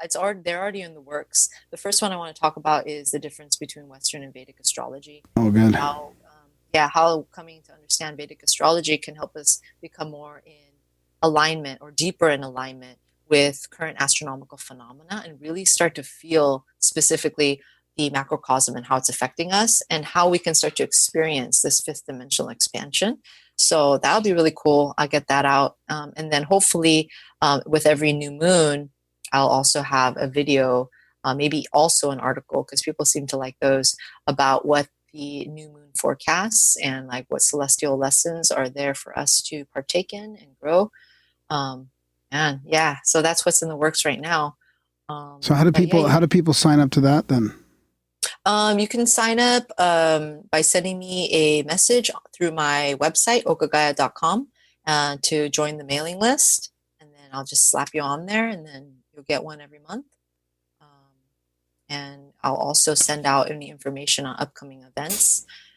So yeah, there's also some workshops in the development process. One is to really sync up our connection to the energies, the astral energies, through the chakra system, through sound bath. Oh, I love the sound baths. Oh my God. Yeah. What are you going to use for stuff like crystal bowls and didgeridoos and stuff like that? Or? Well, a friend of mine who I'm hoping to collaborate with, he works a lot with the crystal bowls. Yeah. He also works with chimes. Mm-hmm. Oh yeah, those are good too. Floating chimes that kind of whirl, and it kind of like is like a vortice of sound that is able to like really hone in.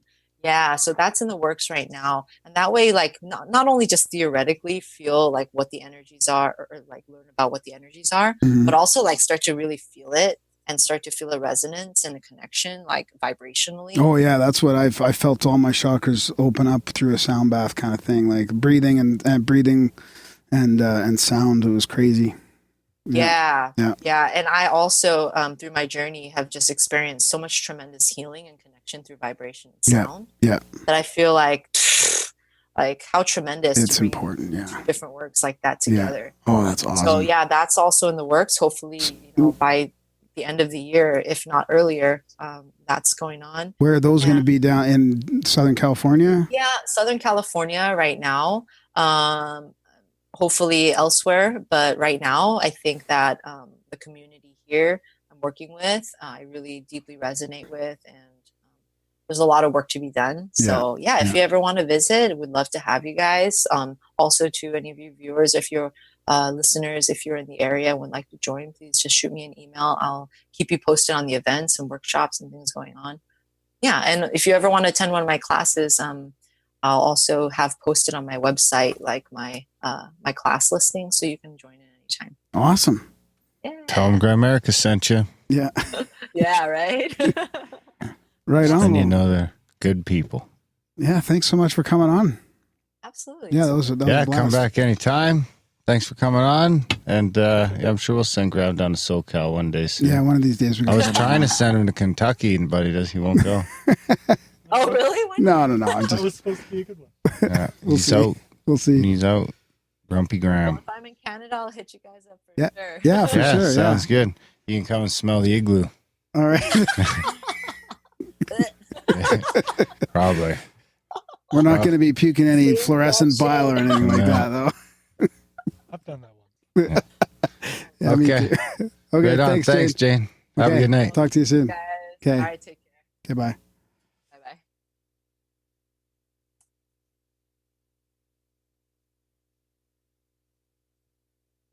That was a chat with Jane Shin. What do you think, buddy? That was great. That was fun. That was a fun one, Yeah. wasn't it? Yeah. Always Kind a of fun one. Maybe it's kind of inspired me to try and get back into yoga a little bit, and I was really close to going. I was looking up classes the other day, so I was Well, close. you're I done. got to the gym though, so You've I managed chose to- the gym oh, did over you? yoga. Actually, yeah. There you go. And then I got managed to sick, You're on to so- like cold cuts and And vegetable. oh yeah, no, that's going good too. Yeah, but I got sick, so it makes you wonder. I should improve your my body's diet fucking- and it's like going, what are you doing? You're withdrawing from What are all you those doing? fucking things. All those simple carbs just going. We need more. I don't think it was the keto fluid. I was gonna say that's called carb sickness. No, I don't think it was. I think It was. Are you it was kidding the me? chemtrail laden No, forest no. fires, Get the all fuck the out of smoke Right? The chemtrails spray the stuff on the trees, And then the the- forest fire burns the trees. burns the We're trees. breathing all that chemical. Exactly. Yeah, that's exactly. Yeah, I And mean, this is right, why you have no credibility. I don't need credibility. We're just fucking podcasters. We So, don't need the credibility. Are you gonna do the Kambo thing? The what? The Kambo, the frog, the burn yourself a little gate in your skin. Put the Kambo on, and then if you get too high, I'll take it off for you. I promise. Oh, I don't know. Not Maybe that, one no, day. it's not about getting high. It Maybe shouldn't if be- someone sends some, I'm not trying to say send that, some to no. the the PO box. the PO box. Who knows? Stranger No, but things that happen. was inspiring, man. I don't know. I feel like she's only touching the surface of Randall's work as well. Like he goes deep into a lot of that stuff. I mean, pretty cool. She's into Randall and Nassim's work and mixing it all with healing from addiction and the spiritual growth through yoga and all this other stuff. I think it's great. Absolutely. Check out all Jane's stuff. Yeah, if you're in Southern California, check out her website. Sign up for a class. Her what? A class? Her website? Yeah. What's that? Just making fun of your slur. Oka Kaya? Yeah. Oka Kaya? Sign up for a class. Support her work. Of course, while you're on the internet, head over to grimerica.ca/support and support our work. Weekly, monthly, yearly, one time, Patreon, anything you want to do to support us, we would appreciate it because not too many people do. Because you want to become a 1%er. Yeah. And because you're the shit. Anyway, what else you got? That's about it, buddy. Do all the shit in the show notes, please. All the links are there, yeah. Yeah, because we fucking said so. How's that? All right, guys. Thanks for listening, and we will see you next week.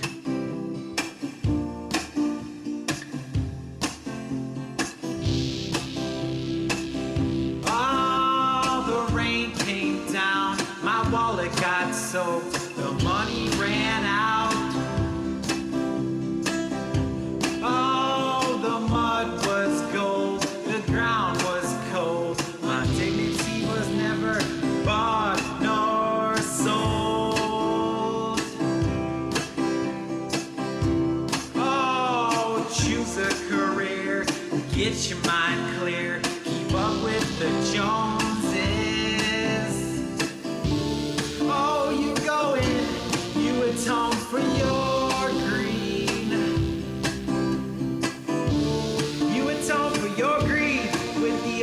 electric messiah.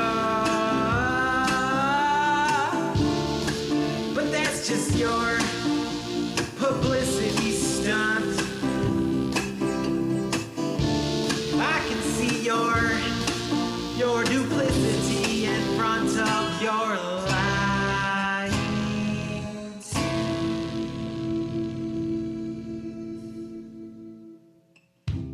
Oh, the rain came down, my wallet got soaked, the money ran out. Oh, the ground was cold, the mud was gold, my dignity was never bought nor sold. Oh, choose a career, get your mind clear, keep up with the Joneses. Oh, you go in, you atone for your greed. You atone for your greed with the electric messiah. Oh, but that's just your publicity stunt. I can see your duplicity in front of your lines.